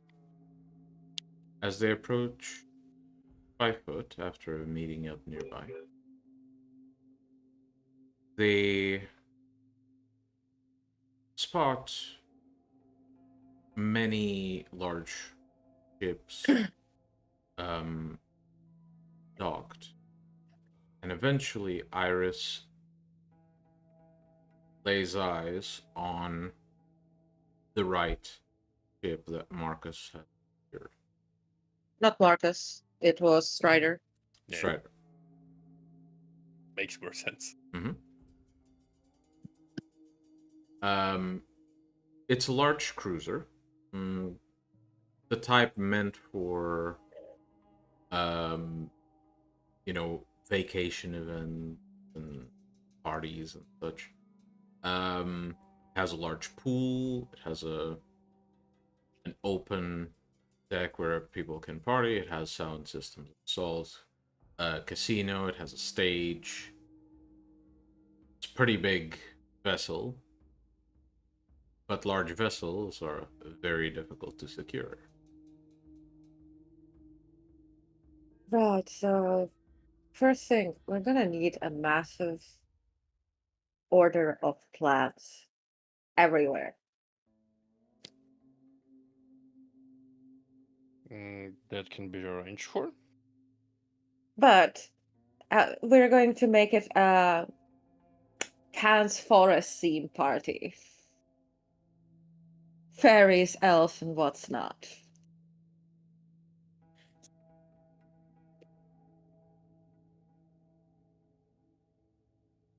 Still can be arranged for.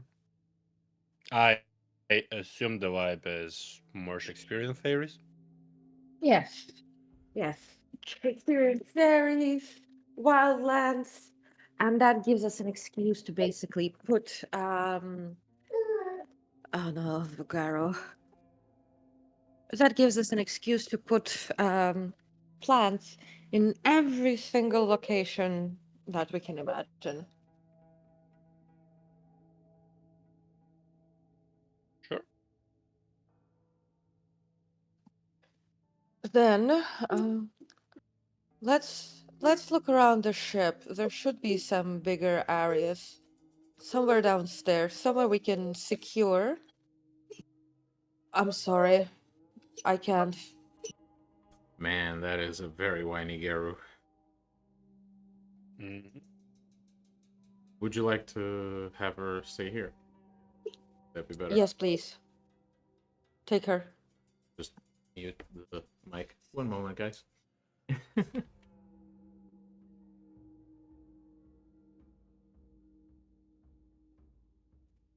It's like it's impossible to think at all.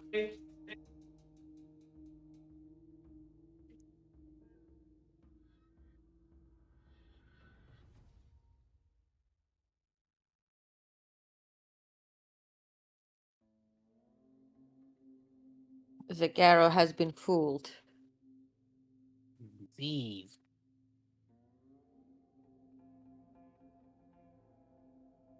The Garo has been fooled. She has been bribed by the promise of kibble.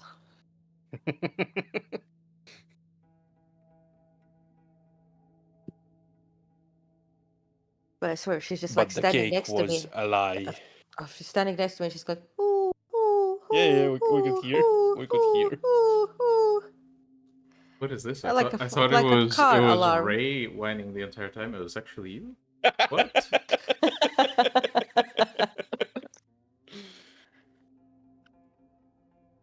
All right. So. After a little Guru intermission. Mm-hmm. Yes. So let's explore the ship. We need to identify the room that we will be using.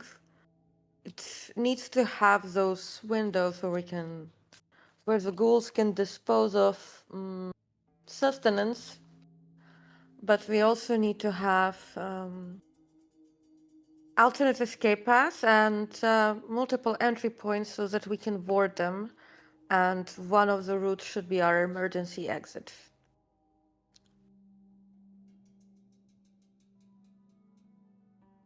So we're going to basically explore the ship. Yeah. All right. So, anyone involved in exploring the ship, you can choose which role you want to make. Perception and investigation. Int and tech, if you're gonna like go through what are the parts of the ship that might be susceptible to X. Or you can just flat out just brute force it and try and convince someone on the the skeleton crew currently keeping the ship in tip-top shape to basically spill the beans about everything. In which case, it's the discipline role you use, or the the persuasion role you would like to make, which would be manipulation or charisma and expression. I'm a it's- perception investigation. I'm going All to of these do roles give you different technology. things, by the way. Yeah, Yeah, obviously. I'm going to be exploring like from the technical aspect. So my main concerns are like conditions under which the ship can sink, hijacked, etc. Like maybe like first like maybe like some general role to identify like weak points, and then like more like precise ones to basically how to counteract them. So do you want intent technology? Yeah, that's int and tech. Jack is going Careful applies. perception and investigation. Investigation. Okay. Careful. I will Careful go applies. manipulation. And I spent. I would like to go manipulation and expression. Does persuasion apply to it? It does. Just keep in mind you're speaking to mortals. Yeah, so you can't really ask them like, hey, if somebody wanted to take over the No, it's even Do not do the chat GPT request. it's even worse than that. Jasper kind of has Ah, yes. Yeah. We forgot. For The us, whole Jasper shebang. looks normal. Mm-hmm. She I looks mean, like a vampire. he could ask Abel to put, like, Abel once put an illusion on Caroline to appear as Jeanette. it's doable. If Would Abel do it? I'm gonna make Jasper look like Jeanette. all right, you wish granted. Do you tell My him he God. looks like Jeanette? I will even provide a mirror. Oh, okay, got it. So Jasper, you know what you look like now. Okay, so before that, can I change my voice to fit with the image? Of course. Would I need to roll that? With Yeah, I'll just vicissitude? give it. Or I'll just give it. You probably have enough dice to how to succeed. Need to make a note about this.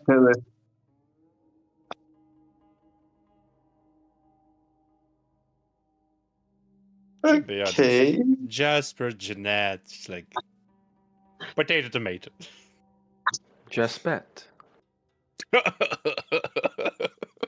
Okay. Abel, are you rolling Miguel is anything, or suffering. would you like to? Yeah. Yeah, I will probably corner a member of the crew as well and see what kind of beans they are willing to spill without, pressing too much. I guess. All right. So no Kind of like disciplines used, just basically. being chummy. So just through charisma. So that would be charisma and expression. I'll maybe throw in some land. I mean, salt. What you call it? This kind of a sea speak. Nah, Some witticisms. So does witty apply? Yes, it does. However, I should warn you, if you botch this, they are going to find that shit offensive as hell. yeah. All right. It's hard I work don't with expect you with to every botch, profession. but if you do. Okay, there we go. All right, so one by one. First, Iris. Got a decent number of successes. So, you took time ahead of this examination to get to know what type of vessel this is. And you basically deduce that the easiest ways to cause problems for the party would be to either affect the engines, which wouldn't necessarily sink the ship per se, but if the engines don't work, the ship is not going anywhere and it's just adrift, which is a big problem. Or Yeah. it also runs out of Well, power. Compounding issue. Iris knows of the poop Mageddon on the ship, which is why she's not driving the ship too far. Reference to a documentary of a very bad event that happened in the US. But yeah, the engines are potentially something that could go very, very wrong. And while for a mortal this would not be something you'd expect them to be able to do, from the supernatural side of things, obviously Cainites are capable of quite impressive feats. So it wouldn't be out of the question that the hull could be, like, punched through. Literally in some cases. It would be difficult, but if someone is unsupervised on the outside or on the inside, this is possible. Additionally, while cruisers are more roomy than most vessels, any seafaring vessel is going to have areas in it which have really, really tight corridors that are very difficult to illuminate. So if there are any stowaways that might stay in the ship, this is probably where they'd be.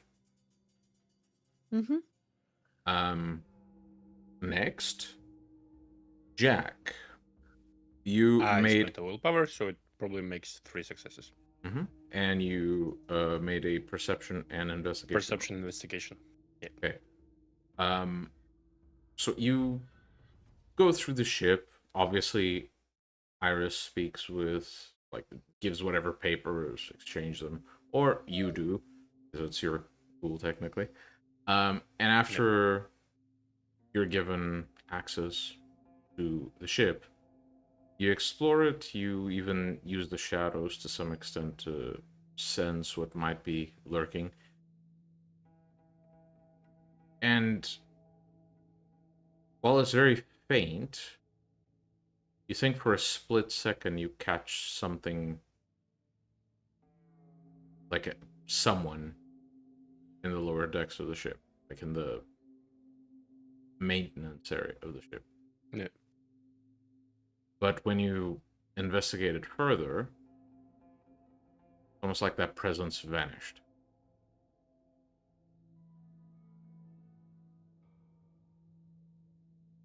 Abel and Jasper.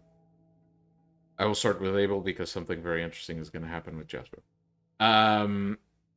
Mostly because of Abel. So Abel, as you get chummy with some of the crew members, you sort of get the gist of how they operate the ship. The crew is mostly like the crew when the vessel is active, they're very friendly with each other. They're very close friends, and so you sort of get the idea that sometimes they sneak some privileges for themselves. Sometimes they spend some leisure time that they probably shouldn't. They break the rules here and there, but never in a significant way.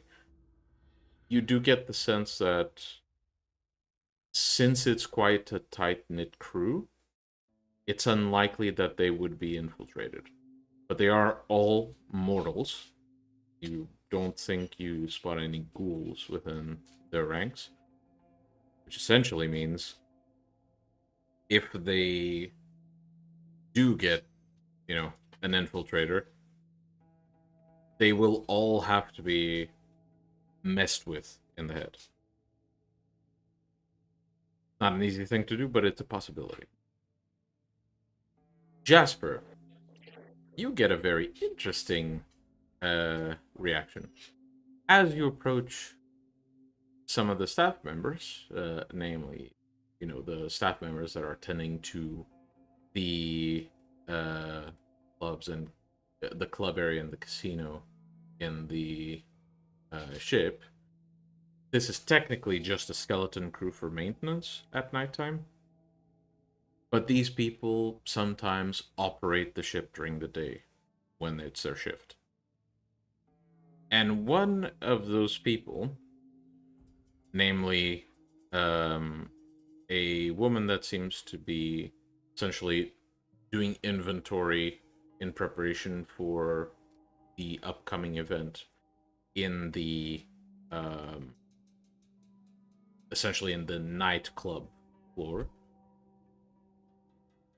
As you go to speak to her, there's this flash of surprise in her face, and she says, "Miss Jeanette, good to see you again."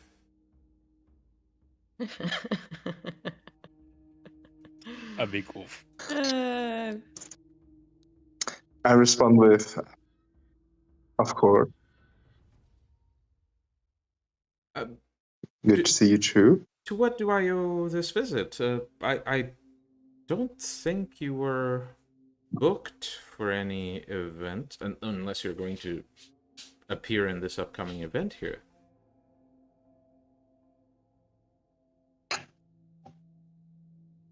God damn it, I think to myself about fucking Abel doing this. I am going to say I just visiting casually today. I'll be leaving soon. Oh, it's okay. It's one of those visits. I believe he's not present tonight. I'm just gonna try to read her mind to see It what takes she's no effort. thinking of, so I can just. The things she's thinking of are things you'd rather not think of yourself. Exactly If you what I catch said my in the meaning. fucking secret players chat. I will say, oh, he's not here. Oh well, then I'm just going to take my leave, and I'll proceed to walk away, very uncomfortable by the whole imagery that I saw in her head. Wait, Miss Jeanette. There was a package left for you. You never actually picked it up, but it occurred to me something was left for you a couple of months back. Would you like me to get it for you?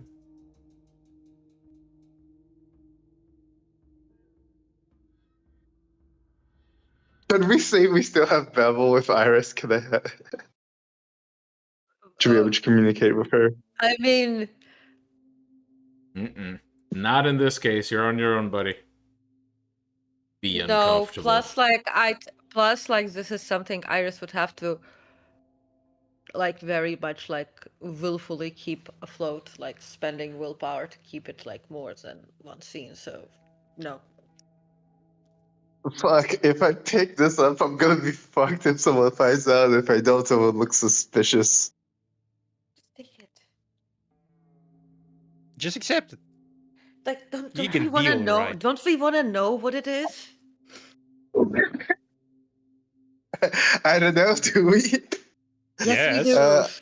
do. It is literally I'm going plot at to. this point. I am literally going to say, yes, could you pick it up for me? Just for the sake of not making me look suspicious. Oh, of course. Would you like to take it with you now, or would you like me to send it to some address?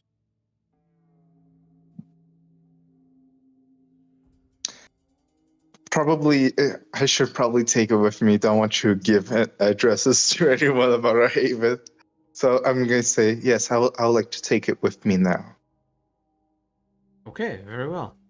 One moment.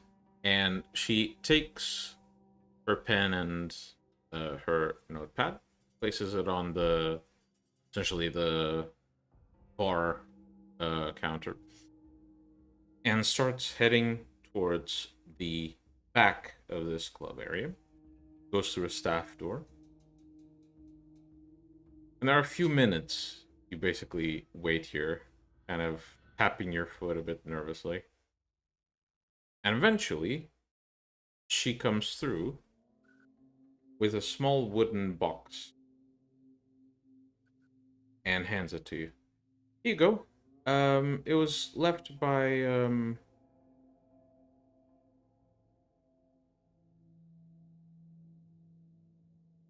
I can't seem to remember. I suppose I can check the records later and send you that information.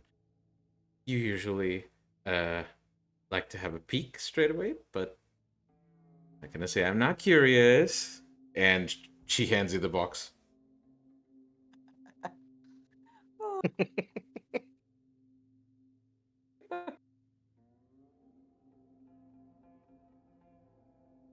I try. I give her a slight smile, like playfully, and say, if I wasn't in such a rush, I would take a peek as well. But unfortunately, I'm only going to be able to see this later, and proceed to immediately walk out without Okay. saying anything else.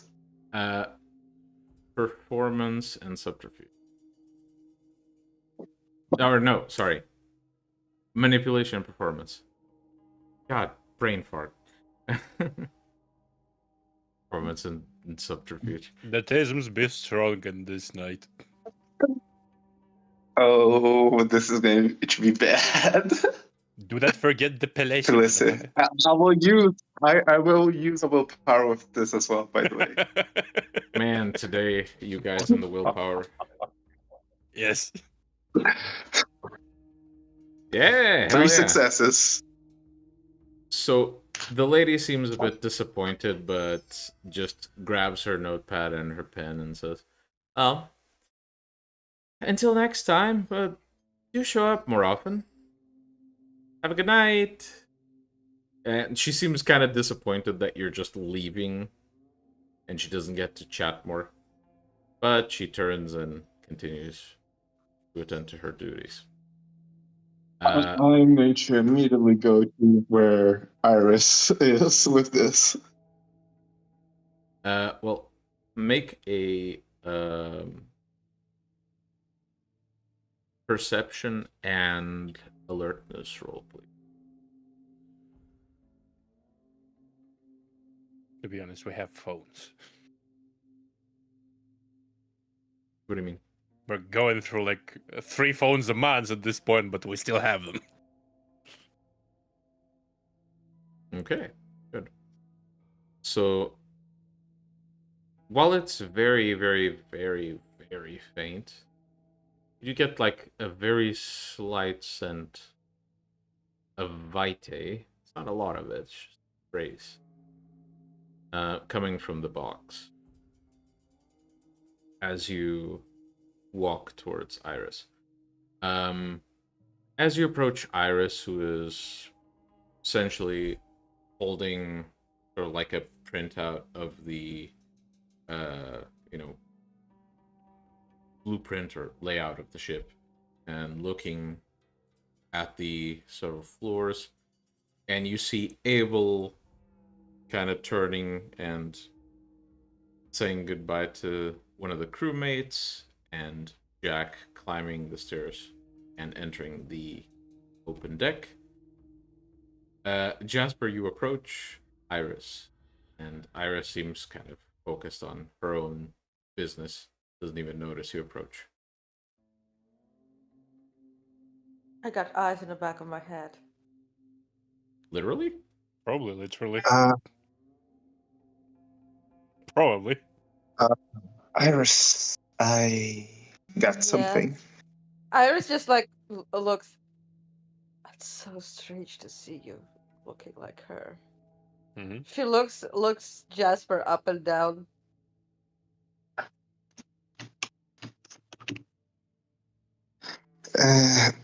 Well, this box was supposed to be delivered to Jeanette, and thanks to Abel, I got it for us. I see. Well, I mean, I guess something useful. Iris approaches the box. Do you know what's in it? No, but it did smell. Get a hint of vitae. I see. Come, let's go find a private spot. Abel and Jack also in the group. Yeah. I think it would be somewhat perceptible to Abel that Jasper is kind of giving him the annoyed side eye.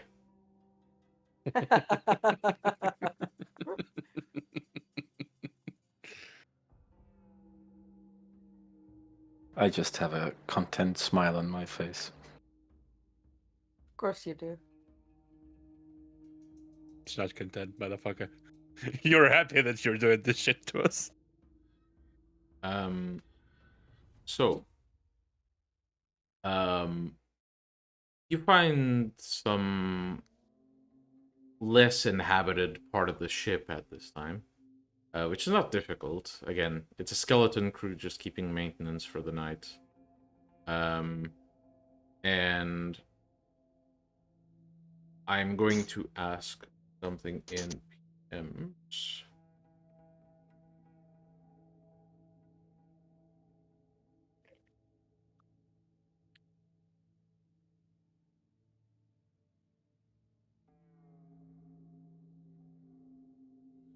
So we open the box? One moment. So you basically head into a more secluded, less inhabited part of the ship. You close the door, make sure no one is around.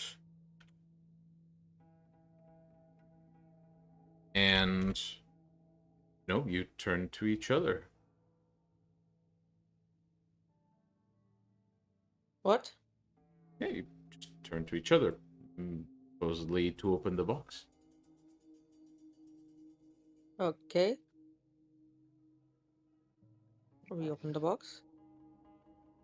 All right. As you pry the box open, you notice there's essentially a somewhat dried line of vitae all across the border. And in this... Jack. I Yeah. basically straight up will show it to Jack. Is there any thaumaturgical spells on it? I can say if I can remove them. Yeah, try. Look, there's Sure. like blood all around. Yeah. By all means. That'd be against thaumaturgy. It's gonna be 10 dice. Oh, what the fuck is this rule? It is. Well, shit. Seems to be clear. Nah. It's not a botch. Right. That was for the box. All right. Well, you focus, Mhm. and you believe you dispelled it. If there is something.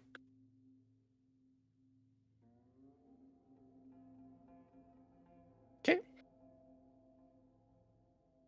So, what you guys see, there's a dried line of vitae all along the rim. And in this cushioned base, within the box, rests a single brooch.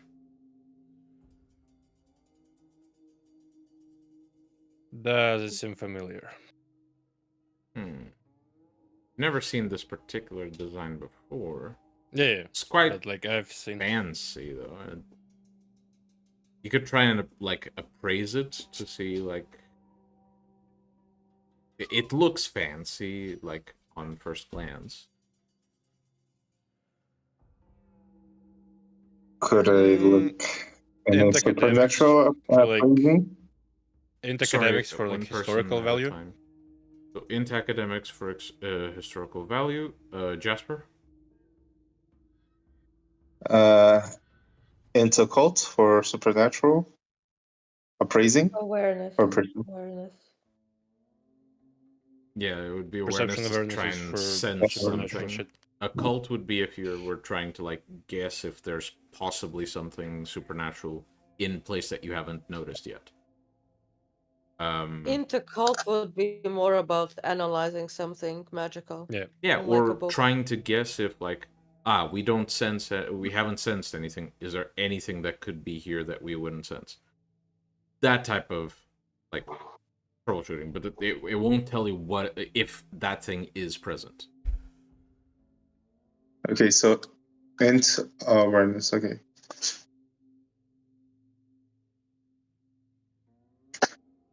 Listen.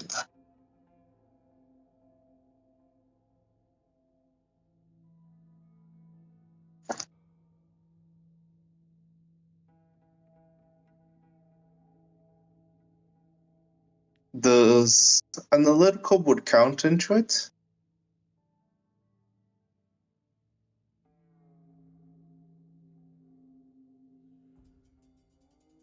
Or is this a cultural? Not really. No, this awareness. Awareness. Oh, to awareness. Sure, yeah. So that's 6 successes. All right. So, supernaturally, you can't really detect anything present. So, if there are any Cainite, if there are any magics on this, it would be the kind that Jack can detect. You sense no Cainite magics. Jack, for historical significance, usually with one result, I'd just tell you, you see no, like, there are some symbolism that you could extrapolate, but there's nothing super significant. Since you got a 10, I'm tempted to tell you that a gift like this left in a wooden box, it's fair to say that if it plays to something, it's something specific to Jeanette. Mm-hmm.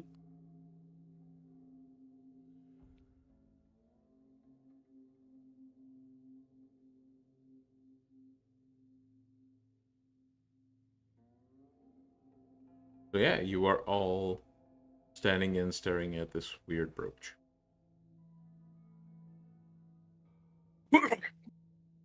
I'm gonna write something in the notes in my phone and show it to Iris. And essentially, it's like I might just explain what you told to me, sent to me. So Iris, Okay. after Jack types for a bit, he shows you his phone, and you read the like the text saying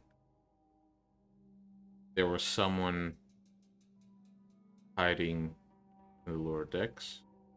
I sense them. and they just ran. They just ran out. Yeah, the means which way? seemed familiar. Which way? I can point which the way, way? right? Yep. You basically just Probably aim direction to of the city. yeah, basically Wind. outside of the cruiser. I do the way of wind Okay. after. So immediately out of the room, way of wind. Yep. Okay. I have to roll for luck just to make sure you don't just do this in view of any of the crew. Lucky I mean, bitch. like, We just have to open the window. yeah. So you don't become invisible when you're using way of wind. You become hard to see, but you're not invisible. So you fly out in that direction. You try to see whatever it was. Jack, despite Iris's experience, you know that from the speed you sensed, whoever this was going way faster than most of you can achieve. Probably Iris can go that fast if she's using celerity, but it was very, very fast. So if Iris had to read the message and then jump out the window, probably she would not see it anymore. Especially since Iris can travel at. Iris can travel at the speed 250 miles per hour or 400 kilometers per hour. Okay, chasing what? A shadow. Chasing something you didn't come out in time to see. That's what I mean. Okay, that's. Because I'm just like, what do you mean I'm not fast enough? Point being, it was supernaturally fast, slow enough. And the guy left, and in the time the guy left, between the time the guy zipped out of the ship and you went out the window to try and follow him, Jack wrote a message, pointed it to you, you read it, asked a question, he pointed you in a direction, and then you jumped. About a minute. I see. Okay. She can probably retcon that she didn't. Well, then I suppose Iris returns if there's nobody around. She just assumes normal form back in the same room, and she looks to Jack next time. Try telepathically transmitting the message. Sure.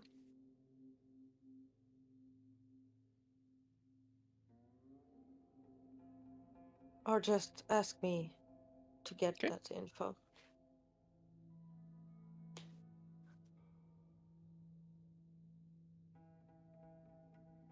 So Jasper just awkwardly stays there looking like Jeanette holding an open box with a brooch. Well, is anybody gonna do spirit touch in it?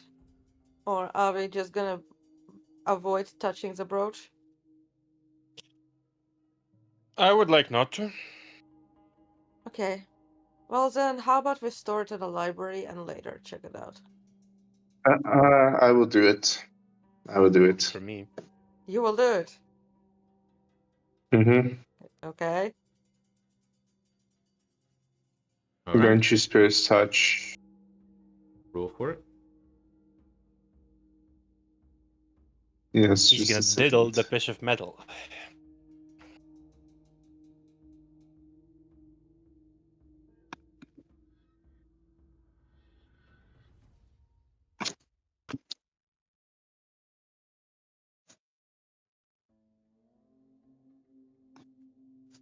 Let's see the result. Well, didn't you tell me?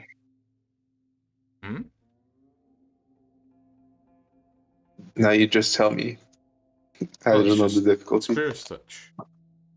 And I'll tell Spirit's you. Touch. Yeah, the difficulty can vary depending on you. Yeah, okay. So, as you place your fingers on the brooch and feel the texture, you try to sense the imprint on it that the other side might give you. You see the shape of a face beginning to form. You'd know this is the face of the last owner of the item. You see the face of a man. It's quite a square face with somewhat full beard and sort of a long streak of hair with the sides shaved. And if you had to guess from descriptions and what you've seen in stories of your packmates, well, it's confirmed by the fact that you get the name. Skian.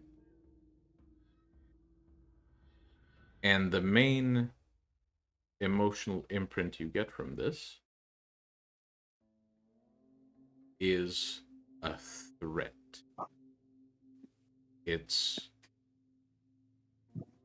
one person imposing an ultimatum on another on pain of death. That rancor and like mix of pride and rancor that shapes that feeling.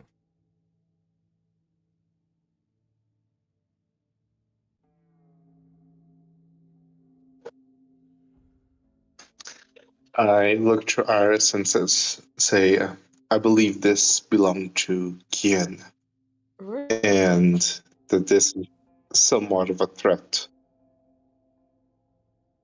Well, This Red did look rather threatened by whatever business he had with her before her death.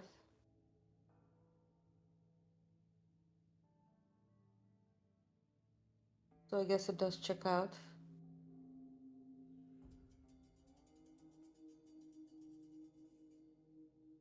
does it say where from what address was this sent from?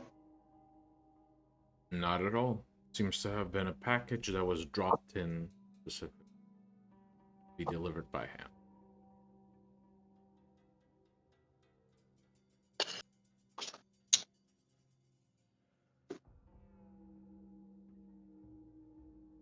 Well, we don't know from who made this box to be sent to Jeanette, but shall we look into it? Do you think it's important or not? I mean, we can, but what will it give us?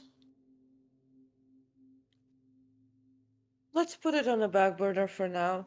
I'm more interested in the stowaway we had. As we can see, we're going to have very secure. We're going to have to spend quite a few days before the event securing the ship. As you are speaking, your phone buzzes with it. It is one of Whose phone? your phone buzzes with a text. Oh. It's from the number of one of Marcus's goons, Yeah. and it asks if you know where the boss is. Well, Marcus has been drinking my blood, so Probably does. I'm gonna quickly just check in where the fuck he is. Mm-hmm. So And he, yeah. So looking through Marcus's eyes, first of all, definitely he is sort of breathing heavily, looking to the floor. This sort of claustrophobic dingy room, as you can hear the Garo behind me. And as he looks around, there is a figure that seems to slowly step around him. Now, there's something covering most of his vision. Can't quite tell what it is. But you feel the sensations he feels to some extent, and he's not in pain, he's just panicked. Okay. And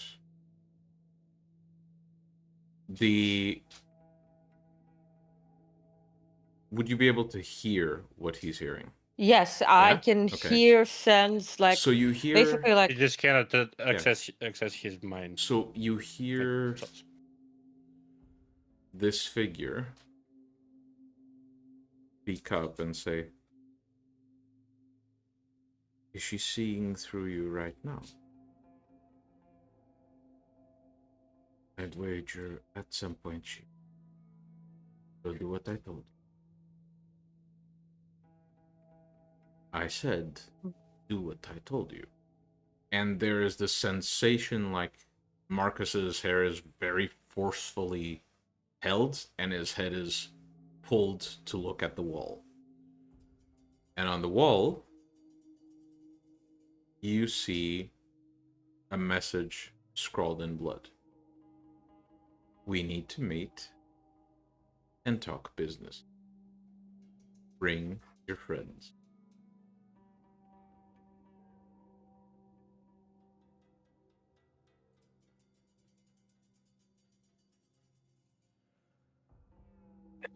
I'm just gonna look like to Jack and say clairvoyance location of Marcus. Right this way. The fuck I roll? Perception, empathy.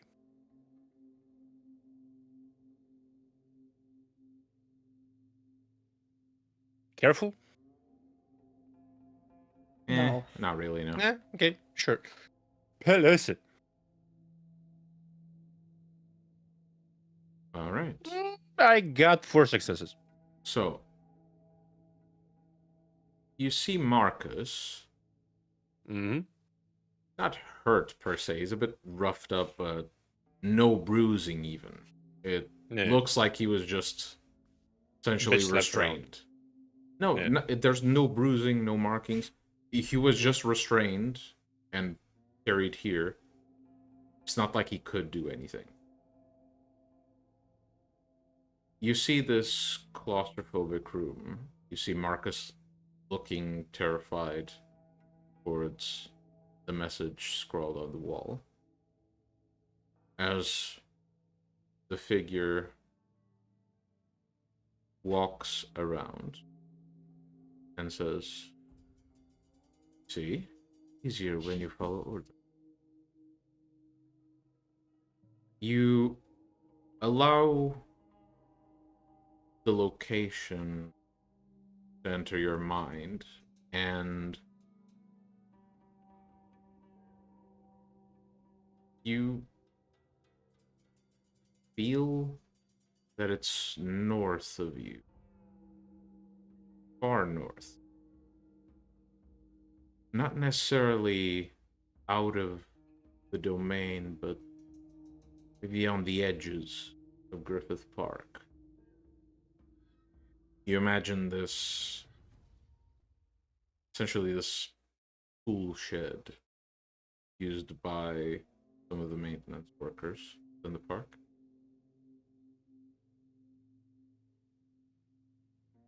And the moment you think this, you look to the figure, and it seems to raise its head and say, "Good."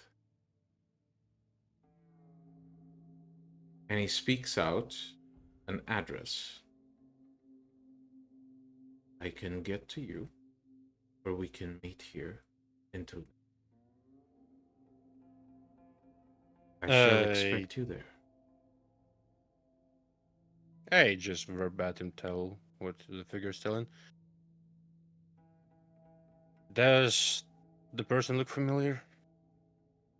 You've never seen this guy in your life. It's a guy. He's Thank fuck. tall-ish, skinny. Mm. If you was had just to like, guess, not very high humanity or on a path, one of the two. Mm-hmm. Iris was like, you will.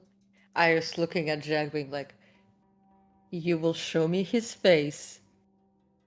And I'm very sad that I cannot talk to Marcus right now, because then I would tell him that I will find him wherever he is, and I will kill him. I will stop the clairvoyance. Then I will show the face. Mm-hmm. Iris, you do not recognize the face. Does it matter? Can I roll something like to put my finger on the accent? Interesting. Yeah. Let's Because like I as the say- player cannot. I have assumptions, but Mainly because I'm good at accents. Can Jasper also see the guy's face? Also, I'm by the imagining way, you guys are Miguel. fucking broadcasting the information back and By forth. the to way, everybody. Miguel. Yes. Just so you know, pretty much like when I looked at the map of Santa Monica, like was the central part where I cast my ritual. That area where the guy is within my circle of Eyes of the Earth that is on by default because of the attunement. So I already have all the eyes there. Yeah. It's just, I told you, you have like passive sight, but unless you're paying attention to specific things, not like you're processing everything that's happening in your domain 24/7 I am using and also a doing blood everything point. else you're doing. I am So- using a blood point right now Jesus. for the perception shift. Yeah. Nobody steals my property. Basically, she's got the perceivable. you don't even need to spend the blood for Oh, perception it's shift. so that I can still like basically do whatever I'm doing, but also like keep basically a part of my mind like hyper focus on the entire that area of the shed, because he's gonna have to leave it, and I want to see whether Marcus leaves and whatever. Basically, I want all the eyes there. Yeah, well, I can simply tell you what happens. Essentially, Aye, aye, after... Captain. What? What? What'd you say? I just said aye, aye, Captain. Since she Spelled wants all the eyes E-Y-E. there. Yes. Anyway. Your sense of humor is always appreciated.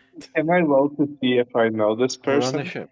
I can tell you because you have that fucking merit, because everyone has it. You do not.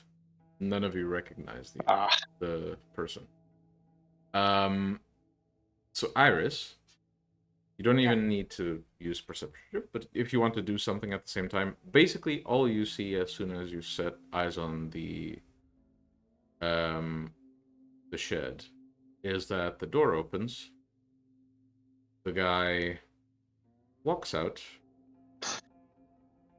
turns back, says something, and Marcus seems to walk out kind of scared of the man, and as soon as he manages to like walk around him, he sprints away. The man pulls back the sleeve of his hoodie, seems to open his wrist, and pressing his thumb on the blood, begins to scrawl something on the floor. And as he's scrawling, it's almost like you're... Actually, I'll have to roll something for this.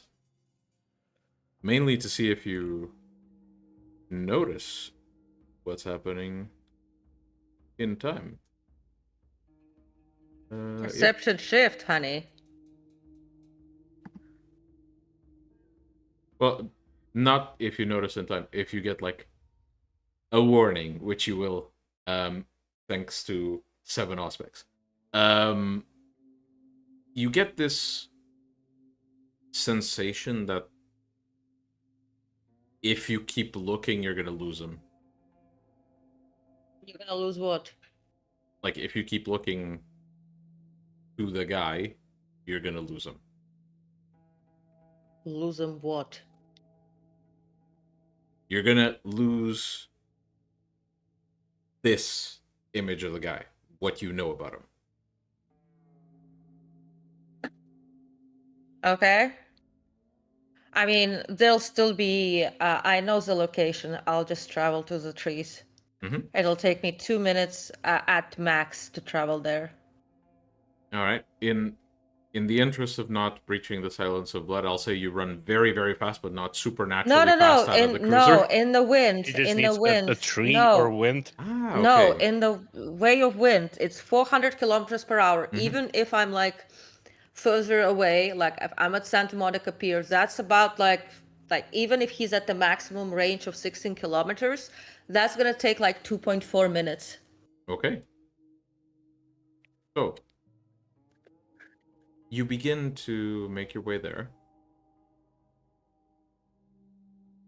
And as you see the shed in the distance, once again, that nervous sense back of your mind tingles. Mostly in regards to that spot. Not necessarily the guy, but that spot.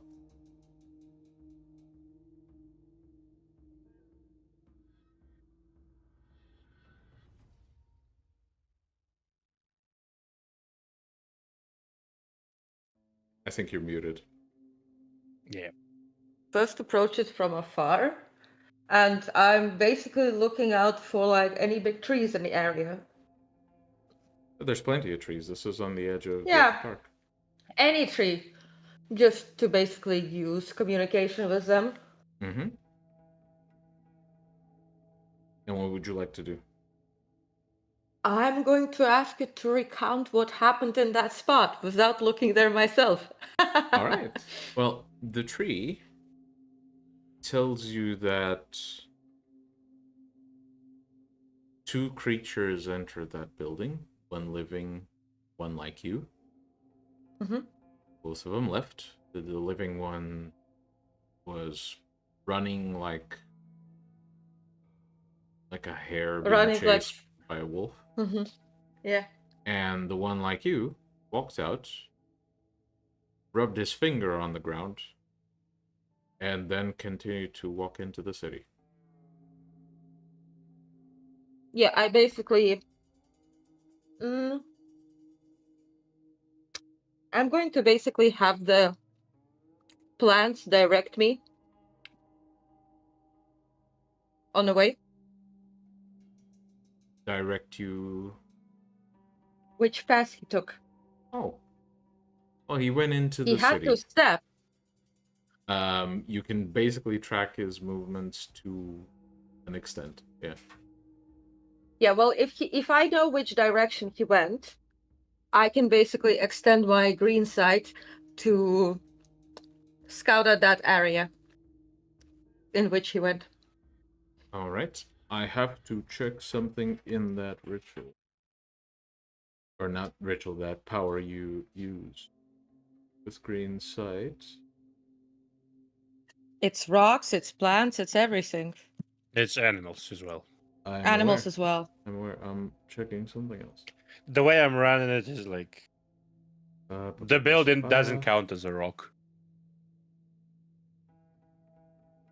Has to be natchy. So the question here is, do you see what they see, or do you see through them? That's my What do question. you mean? So, is your perception like, does each of them act sort of like a router to your vision, or are you basically seeing what they see? Like cameras. Okay, so it's your perception going through. Well, I'm still perceiving like, it's still like I don't know, like how we usually played it. Okay. For sake of allowing as much power to play into this as possible, roll perception awareness, please.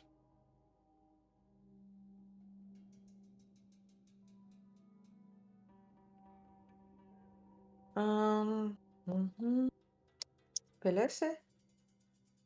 1, 2, 3, 4, 5. 3 successes. All right.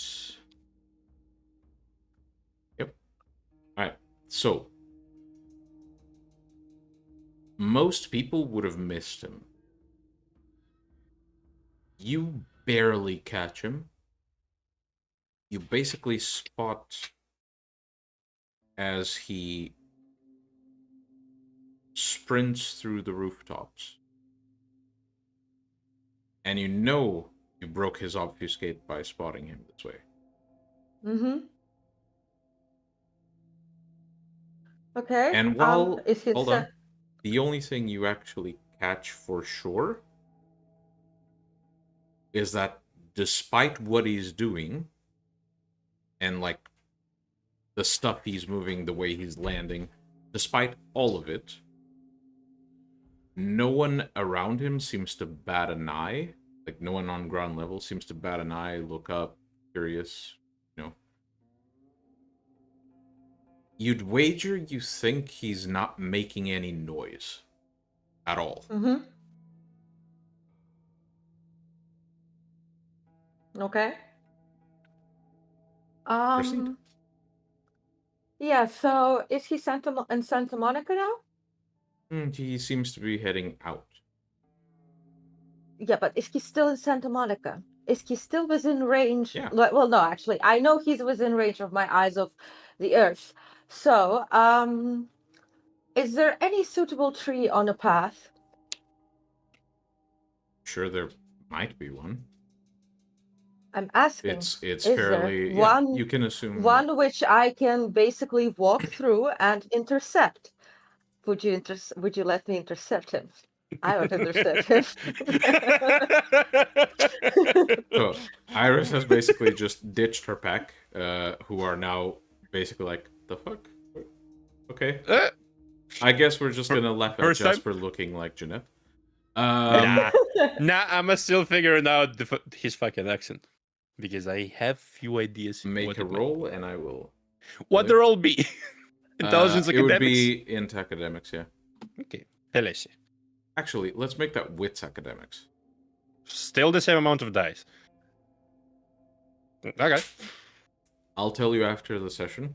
Remind me, because I don't want to forget that. It's important. Yeah. So, Iris, you do manage There to So, get like a let me- ways ahead of him.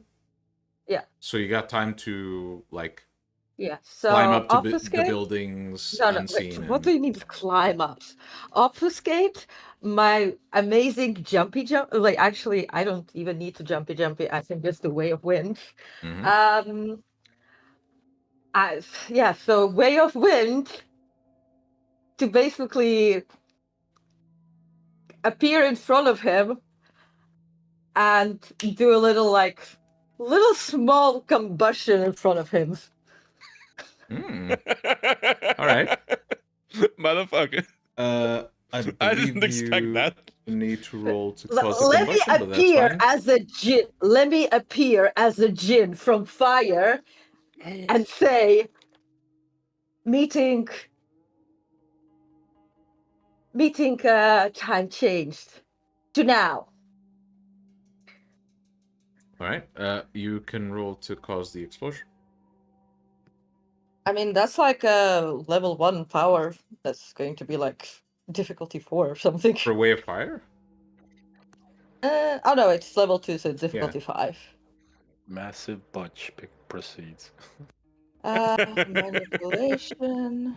Causes Look, explosion. the more dice you have. As soon as the smoke Then I clears, say Iris's arm is gone. 1, 2, 3, 4, 5, 6.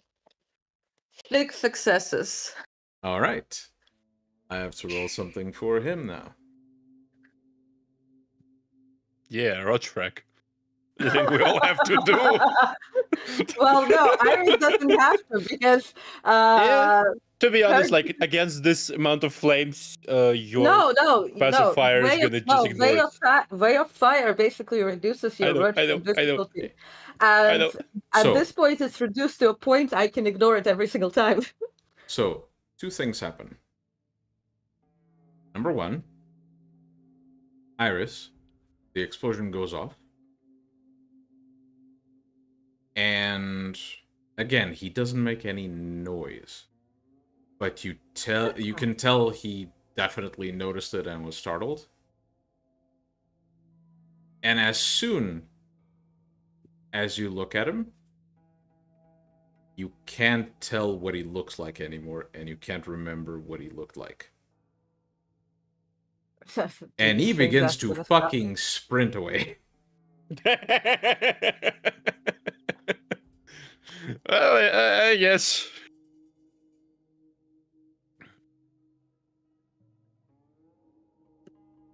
Wait, I have to roll in response for this, actually, Why so? because I know how those powers you can resist those. Which powers? The obfuscate ones. Yeah, but he's not using Obfuscate, is he? He just went into Rotrek. Do you think he has the mind presence to use Obfuscate right now? He God screamed, damn. and the only reason why that didn't make noise is because that happened just before he went into Rotrek. Yeah, just because I don't remember how he looked, I'm going to definitely see who's fucking running away from me right now. Oh yeah, it's just you can't make out what he looks like or remember his face. I anymore. don't But you care see what him. he looks like. I can stake him. Do you have a stake on you? My hands can turn into a stake, honey. And not wood. It doesn't really matter if you pierce the heart. Yeah, Fair. You can knock him into torpor if you'd like. I would like to knock him into torpor. Okay, so we will handle this after the session because you did request to end the session earlier. Yes. Unless you feel okay to continue. No, I feel like this can be taken off screen. Okay, and I will give Essentially, everyone else since more the of the pack results cannot see it. after. So, Yeah. close Okay. off tonight's session. I hope everyone enjoyed. We will return next week and keep an eye open for potential new projects, including Amalia streaming Bloodlines 2. There's no schedule for that. It's when it happens, it happens. And potentially a review coming up. But we'll see. Have a nice The week. goodies shall be provided, essentially, eventually. Bye, guys. Have a nice See week, ya. and we'll see you next Sunday. Bye-bye. Fly, fools.